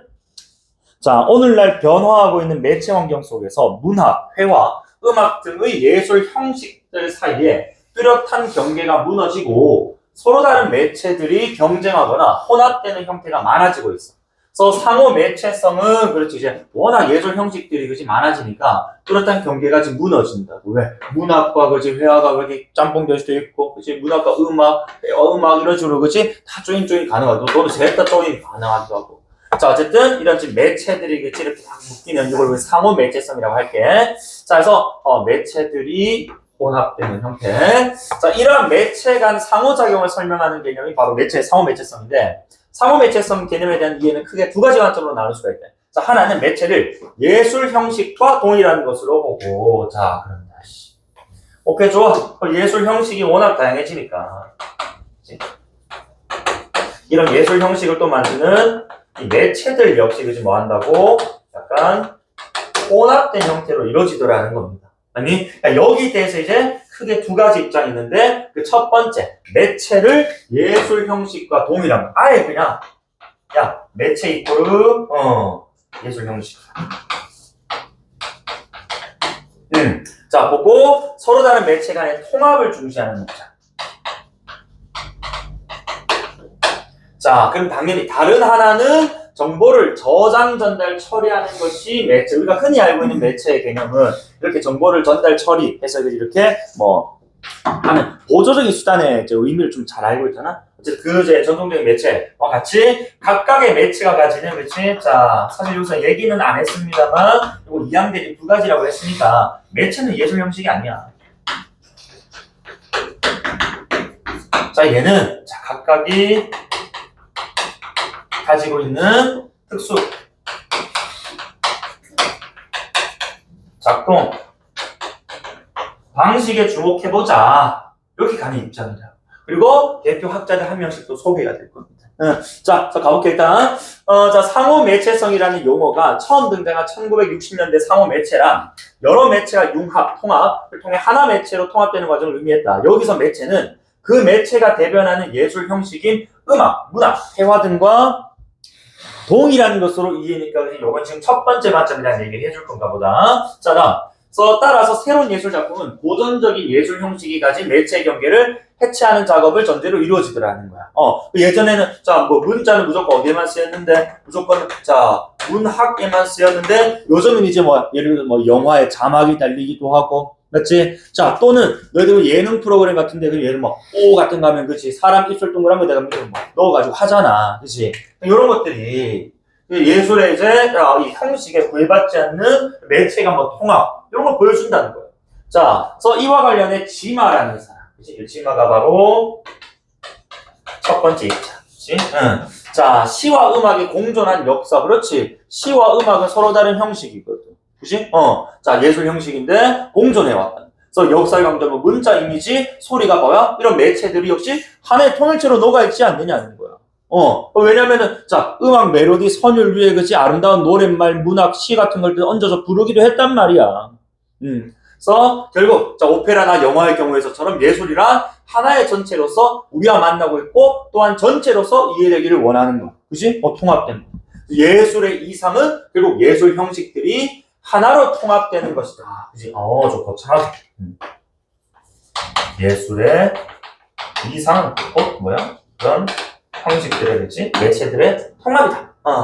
자, 어쨌든, 이런 통합적 관점의 상호 매체성은 오늘날 모든 개별 매체를 통합해서 새로운 예술 작품을 제공하는 상황을 설명하는 데는 유용할 수 있겠죠. 그치? 근데, 자, 밑에. 3분단, 2분단. 그러나, 매체 간 통합을 중시하는 관점에서 상호 매체성을 이해해버리면은 매체와 예술 형식의 개념이 구분되지가 않아요. 아까 다시 통합의 관점에서 보는 거는 매체 이꼴 예술 형식으로만 보았다고. 그치? 그래서 문자는 뭐 문학 뭐 이런 식으로 그렇지 이렇게 대표돼버려. 그런데 그렇게 다 하나씩 묶어 설명해버리면은 이거 지금 이 매체란 아까도 이제 우리 가지면서 얘기했지만은 예술 형식의 구현 수단, 보조적 도구 정도의 개념이었단 말이야. 그런 의미가 퇴색이 돼버린다. 그지? 그러니까 문자만이 가진 어떤 이제 이 형식 특징, 그지? 그 다음에 뭐 선을, 멜로디만이 가진 어떤 이제 특징들이 있을 건데 그런 게 다 어그러진다. 그래서 매체가 통합된 새로운 형태의 예술 작품에서 통합에 관여한 서로 다른 매체들 간의 상호작용을 어떻게 분석할 것인가에 대한 문제가 발생한다. 그지? 다 통합돼서 이게 돼버리면 이 문자가, 이 음악이, 이 이미지가 어떤 역할을 했는지에 대해서 설명을 못하는 거야. 자, 그래서 이러한 문제의식에서 페희라는 사람이 있네. 자, 여기 두 번째 사람인가 보겠지? 자, 결국 이 사람은 카메라와 필름, 무대와 캔버스와 같이 정보를 저장, 전달, 처리하는 매체가 가지는 특성, 그렇지, 매체가 가지는 특성에 관심을 기울이게 된다. 통합이 아니고 개별적인. 그래서 예술 형식과 매체 구분이니까 지금 아까 요 1번 보자마자 그렇지 첫 번째 관점 보자마자 두 번째 관점 얘기는 아직 안 했지만은 저 좁고 시작했습니다. 자, 그래서 결국 페이는 예술 형식의 구조화에 매체가 결정적인 역할을 미치며 영향을 미치며 바로 그 과정에서만 매체는 인식 가능한. 예를 들어서 아까 우리가 무대와 같이라는 것이 매체의 특성. 네 생각해봐. 무대 위에서 배우들이 연기하고 춤추고 노래 부르고 할 때 그 무대가, 그 매체가 의미가 있는 거지. 우리 무대 다 공연 다 끝나고 집에 가서 불 꺼진 무대 집에 가서 생각하는 의미가 있나? 없어요. 안 그래? 그러니까 이렇게 지금 뭐 될 때 이 매체가 그렇지 예술 형식 뭐 아까 우리가 뭐 오페라라든지 이제 뭐 뮤지컬을 한다고 하자. 그런 것들을 구조화할 때 결정적 역할을 하는 것이고 그 과정에서만 의미가 있는 거라고. 맞지? 응. 자, 이에 따르면 매체는 형식의 기술적 조건으로 기능한다는 거야. 그렇죠. 배우들이 무대를, 그치? 무대에 올라 노래 부르고 있고 조명 받아서 이렇게 떠들 수 있는 그런 것들이란 말이야. 자, 이거 예시까지 주잖아. 자, 예를 들어가지고, 자, 하나의 문학 작품을 이야기할 때, 이 작품은 문학이라는 예술 형식에 속하는 것이며, 작품이 생성되는 기술적 조건을 매체. 그치? 이 기술적 조건이 결국 뭐야? 문자겠지. 그치? 응. 그래서 결국 문학은 하나의 형식이며 문학을 구조하는데 결정적 역할을 미치는데 매체는 뭐야? 문자가 되는 거야. 근데 내가 예를 들어서 지금 자 문학 작품을 좀 물론 나이가 좀 예를 들어서 뭐 4살, 3살이야. 자 동화책을 읽고 있었단 말이야. 그치? 근데 이제 그 밑에 있는 지금 뭐야? 뭐 동화책 밑에도 설명 간단간단하게 나와 있거든. 그 읽고 싶으면 못 읽어. 그치? 그때는 보내지, 뭐 하지 못하니까, 읽지 못하니까, 그치? 문학으로서 지금 뭐 하지 못해, 그 텍스트가 기능하지 못하는 거예요. 읽어야 될 것 아니냐. 마찬가지인 거야. 이렇게 지금 구조화에 영향을 미치고, 그 과정에서만 매체가 인식 가능한 거. 그치? 자, 다음. 그래서 이렇게 문학 작품을 문자와 구분하면, 문자가 이미지나 소리와 같은 다른 매체의 간섭을 받는 현상을 기술적 차원에서 관찰할 수가 있다. 즉, 예술 작품에는 전달되는 내용이 있으며 이 내용을 전달하기 위한 각각의 매체가 가지는 특수한 작동 방식이 있어서 서로 다른 예술 형식 간의 차이를 주된 매체의 차이로 분석할. 그래서 아까 내가 3살짜리가 그림책 읽으면서는 막 예쁘다, 뭐 이렇게 웃고 할 수도 있다고. 이제 근데 알고 보니까 그게 지금 뭐야? 예를 들어가지고 어디 지금 뭐 우리 심청전이었어. 심청이가 인납소에 빠지려고 그지 이렇게 재물이 되어서 예쁜 옷을 입고 있는 과정이었다고. 근데 어린아이 입장에서는 이미지를 보고는 예쁘고 그러니까 웃었지만 밑에 텍스트에 있는 심청이는 이때 그지 아버지를 살리기 위해서 눈뜨게 하기 위해서 몸을 던지려고 그지 예쁘게 시장하고 있다. 이렇게 좀 슬픈 거잖아. 안 그래? 그러니까 이런 것들이 그지 자 같은 그 공간에서 이제 뭐 구현되고 있더라도 그들이 가지는 특성들이 다 다르다는 겁니다. 맞지? 요거 얘기하고 싶다. 그래서 어쨌든 자 이렇게 각각의 매체가 가지는 특수한 작동 방식이지. 있어서 그것이 그치 자 예술 형식의 차이를 만들어낼 것이 맞아? 그러니 그런 차이를 만든 매체의 차이 또 우리가 더 비교시켜서 분석이 가능하게 됩니다. 그래서 밑에 한편 페이는 예술 형식과 매체를 구별한다고 해서 둘의 위치가 또 고정되어 있는 것은 아니다. 고정되어 있는 건 아니니까 지금 뭐야? 그 상대적인 거지 뭐 가변적인 거지. 자 매체에 의해 그 형식이 결정된 모든 예술은 다시 다른 모든 예술에 있어서는 매체로 기능할 수 있다. 그럼 봐봐. 자, A가 매체고 B가 형식이야. 그런데 이 B가 다시 하나의 뭐가 되어서 매체가 되어서 그것이 C라는 형식의 구성 요소가 될 수 있다는 거지. 자, 그래서 밑에 예시 한번 보시면은 사질이라는 예술 형식이 자, 당연히 이미지, 그치? 뭐 피사체, 뭐지 명함이라고 막 저렇게 돼서 만들어졌을 거야. 맞아? 그런데 그런 사진의 어떤 연속적인 어떤 지금 이제 뭐야? 이런 흐름이 또 우리는 뭐라고 하는데? 영화라고 하잖아. 예를 들어가지고. 그치? 그러니까 이 예술 형식 사진은 또다시 뭐가 되는 거야? 시라는 예술 형식에 있어서는 매체가 될 수 있다는 거지. 그치? 그래서 요렇게 관계에서는 이 사진이 뭐였다고? 예술 형식이었어. 그치? 요렇게 BC 관계에서는 B가 오히려 매체가 될 수 있다는 거지. 고정된 것이 아니니까 가변적이구나. 매체와 예술 형식 간의 관계는 거지. 가변적이야. 고정된 게 아니야. 라고. 그치? 요렇게만 봤었는데 아니지. 요게 그렇지 다시 예술 형식이 매체가 될 수 있다라는 가능성까지 언급하면서 끝이 나. 맞죠? 좋아. 자, 그래서 주제 통합 6강까지 읽었고, 조금만 쉬었다가, 7강인데, 7강은 우리 과학기술 지문인데, 사실 가지문에 나오는 우리 인장력, 그치? 응력 나오는데, 한 번씩, 한두 번씩은 접해봤을 개념들이고, 가지문, 그 다음에 나오는 나지문은, 그런 이제 이 건축이 공간의 어떤 이제 이 구성을 해서 우리가 어떤 의미를 가져갈 수 있냐 그런 쉬운 내용입니다. 조금만 쉬었다.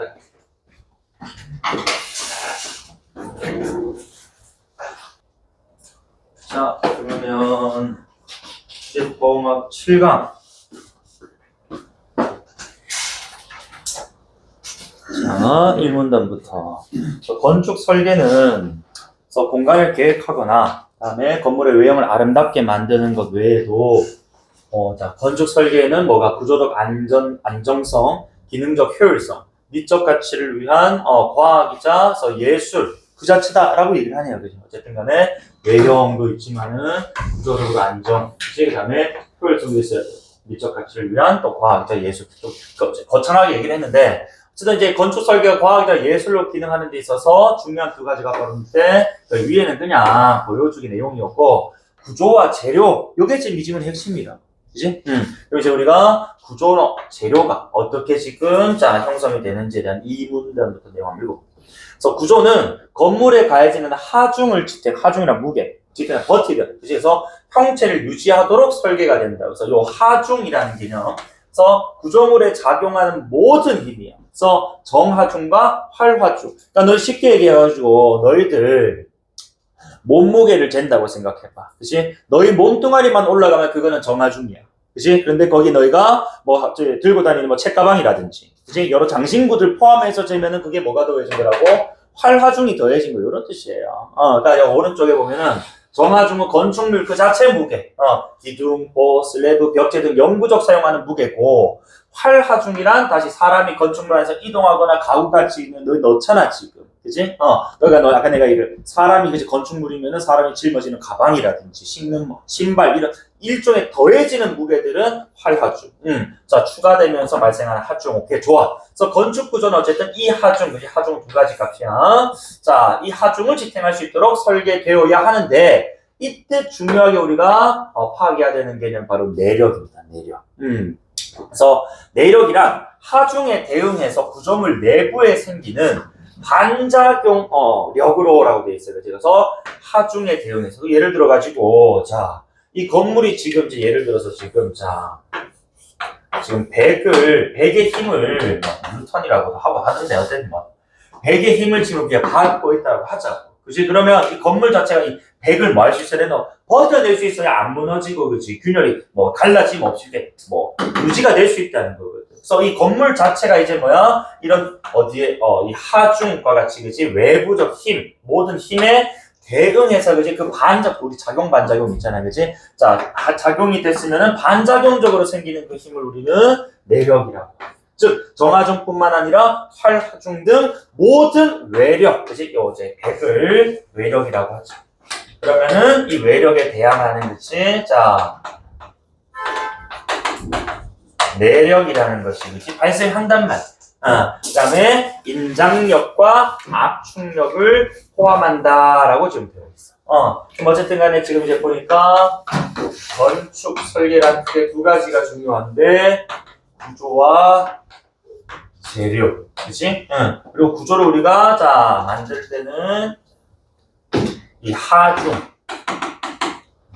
포함한 자, 바깥에서 가해지는 모든 힘들, 그치? 외력이라고 할 거야. 아니, 그럼 이 외력을 버틸 수 있는 반작용 힘을 우리가 내력이라고 한단 말이지. 그치? 응. 자, 이 내력은 다시 인장력과 압축력을 얘기해. 그럼 어쨌든 여기 역자 떼버리고 인장과 압축만 놓고 얘는 외력이야. 그래서 여기에 이제 뭐하는 발생하는 반작용의 힘을 우리가 인장력, 압축력이라고 부른다. 그렇지? 원래는 인장하고 응력, 그다음에 압축하고 응력이 이제 뭐 붙었어야 되는데 이건 줄임말 정도예요. 어쨌든 간에 그래서 구조물이 당겨질 때는 자 봐봐 당겨질 때가 결국에 뭐가 되겠어 그러면 당겨질 때니까 이게 외력 인장이겠지, 그치? 그러면은 이에 맞서서 그치? 자 뭐 한다고 늘어나려는 힘. 요게 지금 내력 아니야. 맞지? 응. 자, 그 다음에, 눌릴 때 압력일 거야, 그치? 외력. 자, 압축. 이에 맞서 버티는 힘을, 뭐, 압축력, 내력. 라고 하겠다. 그치? 응. 그래서, 인장력이란, 당겨질 때. 그치? 뭐, 그 반작용으로 어디로 가려는, 어떻게 돼? 당겨지는 거. 이렇게. 자, 그 다음에 압축력은 아까 뭐 눌릴 때, 그치? 요것도 이제 뭐 이에 맞서 버티려는 거니까, 그치? 요렇게 뭐 화살표 방향으로 편하자면 이렇게 가는 거야. 자, 어쨌든 이렇게 자르는 힘인 또 전단력, 그 다음에 구부리려는 힘인 굽힘 모멘트 등도 내력에 포함할 수 있는데 얘네들 그게 중요한 개념은 아니고. 어쨌든 얘네들도 뭐에 의해서? 모멘트. 자, 이 외력에 그지? 대항하고자 하는 그지? 힘들, 즉 내력의 종류들이다. 자, 그리고 어쨌든 내력이 구조체 당면에 어느 정도로 작용한지 나타내는 힘은 응력인데, 즉 이제 이 내력이 단면에, 그지? 면적에 작용하는 그지? 이 힘을 우리가 응력이라고 하는데, 단위 면적당 힘의 크기이다라고 하잖아요, 그지? 그러니까 요거는 우리 뭐뭐당 제 뭐뭐당 A당 B면은 이거 분수꼴로 어떻게 나타내노? A랑 B면은 자 A분의 B 아니냐? 맞아? 이런 것들을 이제 우리가 뭐 해줘야 된다고? 수식화 해주면 돼요. 그치? 그래서 자 어쨌든 자 내력은 면적분의 뭐야? 외력이 이거 응력이지 미안하다.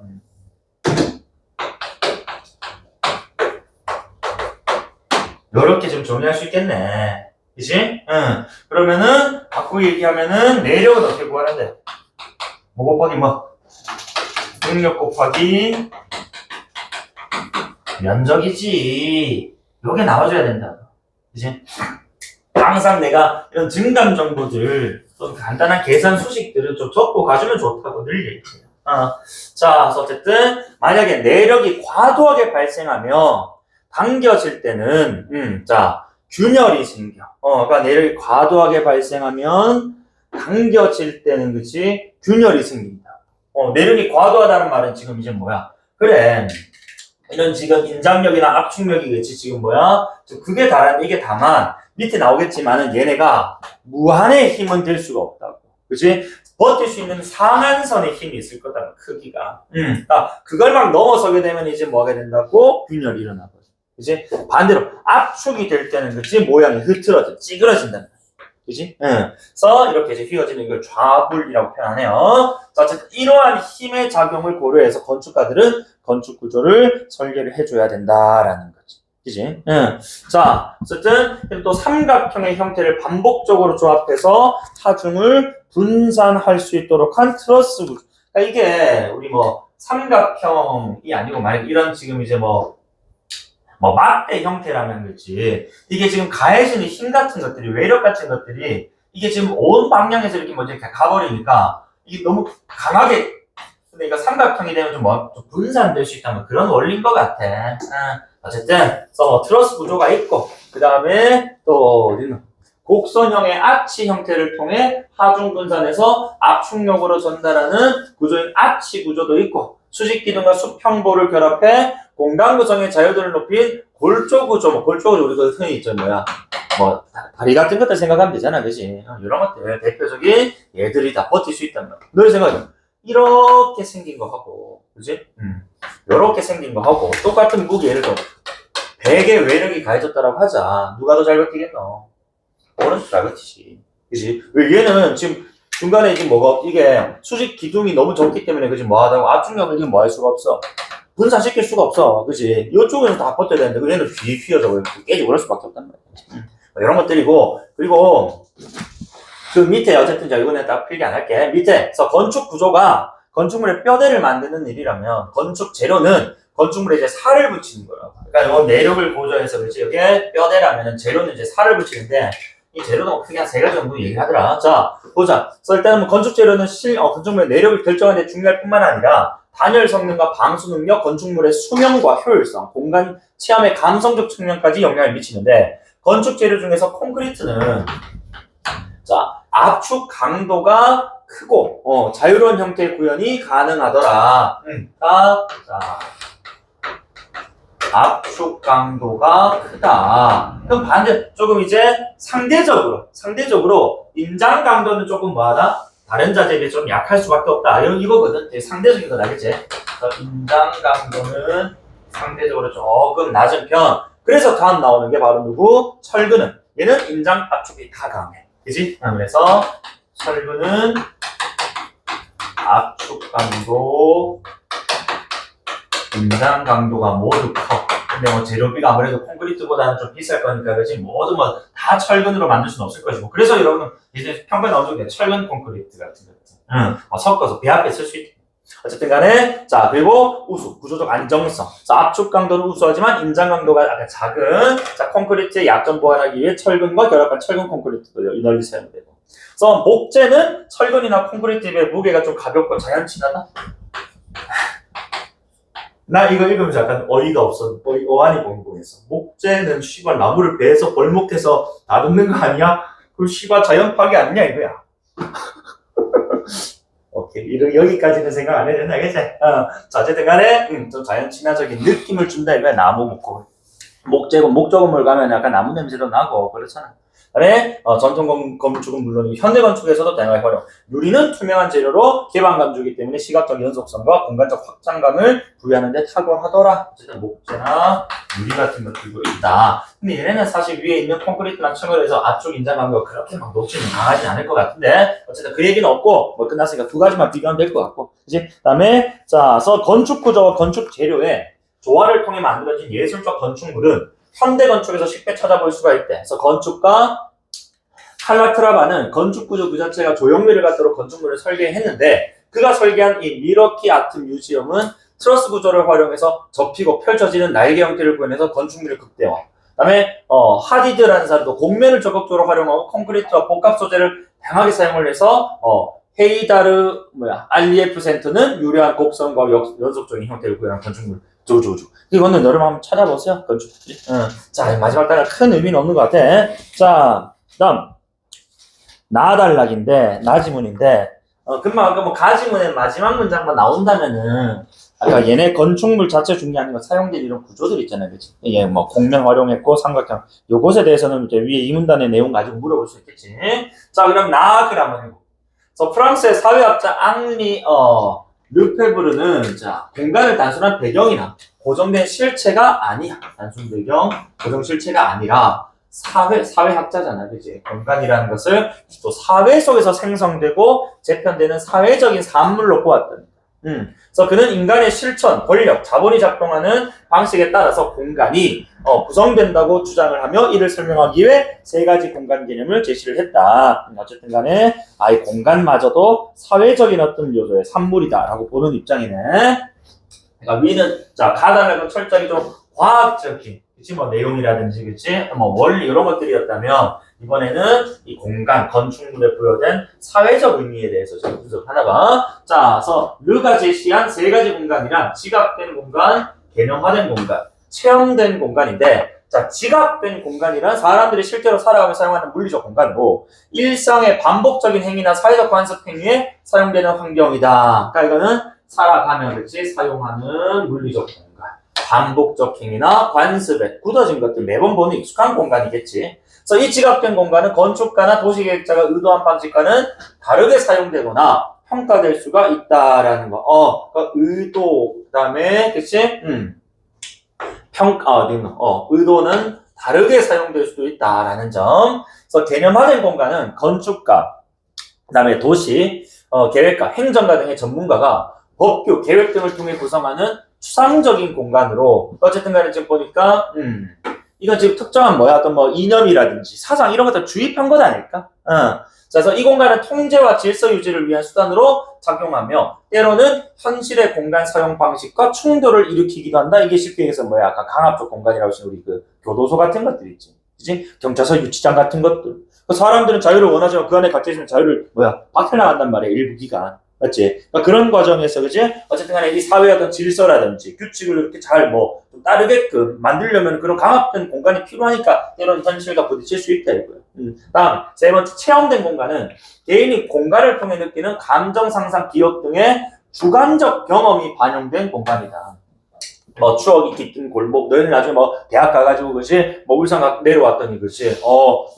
내가 살던, 이 중고등학교 때 거리의 느낌하고 좀 다르게 느껴질 수 있단 말이야. 성인이 된 이후에. 어쨌든, 감동받은 미술관, 울음을 유발하는 자연 풍경처럼 감각적이고 상징적 의미가 강한 공간이 체험된 공간이에요. 어쨌든, 일상의 반복적인 공간, 그지? 지각된 공간. 그 다음에, 이 지배계층 내지는 어떤 전문가들이 그지? 이렇게 인위적으로 만든 공간. 그 다음에, 주관적인, 그지? 경험이 반영된 공간. 이렇게 세 가지로 나뉜대요. 그래서 르에 따르면 이 세 공간은 독립적이지 않아요. 사회적 실천과 권력 구조 속에서 끊임없이 한다고 상호작용한다. 그러니까 그냥 예전에는 그 예를 들어서 봐봐. 매일 지금 학교 가는 거리가 있다고 생각해. 그러면은 여기에 대해서 크게 신경 쓰지 않아보지 몇 년간을 그지 이렇게 1번 공간으로 인식하고 다녔었다고. 근데 내가 이제 졸업하고 이제 다른 지역에 오래 살다가 내려와서 문득 본 그 거리는 그치 3번 공간일 수 있다. 맞아. 또는 그 공간이 그치 다른 뭔가가 설치가 돼버리면서 그치 이제는 이제 내가 추억을 할 수가 없는 2번 공간이 되어버릴 수도 있는 것이고요. 이해됩니까? 어쨌든 간에 그래서 중첩되어서 나타날 수도 있대, 그치? 자, 어쨌든 이러한 르의 관점은 건축 설계에서 중요한 시사점을 제공하는데 전통적인 건축 설계에서는 개념화된 공간, 즉 2번 전문가들이 만들고 그치 질서를 구축하기 위해서 그치 인위적으로 이렇게 편성한 그런 2번 공간에 집중하는 경향을 보였지만 현대, 이제 전통적 현대를 구분하네. 그래서 르의 공간 개념에 입각해서 이 세 가지를 모두 해야 된다? 고려해줄 필요가 있다라는 것, 그치? 자, 라는 관점들로 좀 바뀌더라고요. 그래서 이는 건축물이 특정한 기능을 위해 존재하는 특정한 기능을 위해 존재하는 건 몇 번이야? 2번이겠지. 그치? 2번이 아니라, 이런 감각적 경험. 그치? 3번 같은 것들도 있을 것이고. 그치? 그 다음에 사회적 관계, 즉 정서와 서사가 공존하는 1번이 될 수 있게 반복적인 관습, 사회적인 나왔습니다. 그치? 자, 이런 것들도 중요하다라는 의미예요. 2번뿐만 아니고. 근데 2번이 중요하지 않다는 게 아니고, 2번뿐만 아니라는 거 플러스. 그치? 자, 그래서 결국에는 밑에 마지막 그래서 르는 현대 자본주의 사회 공간에 대한 비판적 입장을 좀 견지를 해. 자, 그는 현대 자본주의 사회 공간은 결코 중립적이지 않으며 권력과 자본에 의한 지배 공간으로서 제도적으로 기획된다고 보았다. 특히 이게 1, 2, 3번이 다 나와야 되는데 2가 너무 강조된 것 아니냐. 2번 의미겠지. 그래서 도시개발이나 신도시 설계 같은 공간 구성은 표면적으로는 지금 그래 삶의 질을 향상하기 위한 것처럼 보이지만 우리 이런 지문들 많이 봤잖아. 문학 같은 거 할 때. 난소공 같은 것들 떠올리네. 그지? 자, 그렇지만 실제로는 사회계층을 고착화하고 특정 집단에만 유리하게 작동하는 장치로 기능한단 말이죠. 그래서 그는 이러한 권력과 자본에 의한 지혜 공간을 모순 공간이다라고 칭하고 모순 공간에 맞서는 대안적 공간, 즉 차이 공간의 형성과 확장이 필요하다고 주장했다. 그 밑에 말한 이 차이 공간이 그럼 뭔데요? 보니까 이 모순 공간에 맞서는 자, 이 주체가 바로 시민들이 되어야 되는데 이런 류에 따르면 모든 사람들에게는 자신의 삶의 공간에 접근하고 참여할 권리, 공간을 바꿀 권리가 있고 시민의 일상적 실천과 감각적 경험은 공간을 탈영토, 그 영토라는 우리 지금 뭐야? 그 국가에서 뭐 다루고 지배하고 이렇게 뭐 할 수 있는 통제할 수 있는 그런 공간이거든요. 근데 거기서 뭐 할 수 있는 국민 개개인 그치? 인식 주체들 하나하나들은 그런 것들에서 벗어날 수 없고 그런 것들에서 지금 뭐 할 수 탈영토화 시킬 수도 있다. 그런 어떤 잠재력을 가진 존재로 보는 거. 그치? 그래서 결국 차이 공간이란 시민이 참여하고 그치? 그 다음에 탈영토화 시킬 수 있는 그런 공간 아니겠느냐. 그래서 결국 이제 공간의 탈영토화는 공간의 민주화라는 개념과 연결되는 누가 이렇게 막 지배하고 그지 이렇게 통치하고 그런 게 아니라는 거야. 그래서 공간의 민주화란 결국 건축 설계나 도시 설계가 권력과 자본의 독점적 영역이 아니라 시민의 실천, 그다음에 탈영토 민주적인 과정이어야 한다는 것. 그러니까 어쨌든 간에 차이 공간, 대안적 공간이라는 것은 실천과 민주적 과정이 결합이 돼. 이런 과정 아니냐. 그렇기 때문에 1번과 3번도 중요하다. 이거예요. 그죠? 그래서 1번, 3번 고려해서 2번 포함해가지고 합시다. 이런 얘기죠. 그래서 뭐 사실 내가 지금 나글은 읽긴 읽었습니다만은 사실 뭐 그렇게 뭐 어려운 질문 아니었고 앞에 뭐 가지문에 2단락에 나왔던 뭐 인장력, 그지? 압축력, 요런 게 좀 낯설 수는 있지만은, 설명 다 해줘서 당기고, 그지? 이렇게 누르는 그런 상황에서, 그지? 발생하는 저항의 힘, 그지?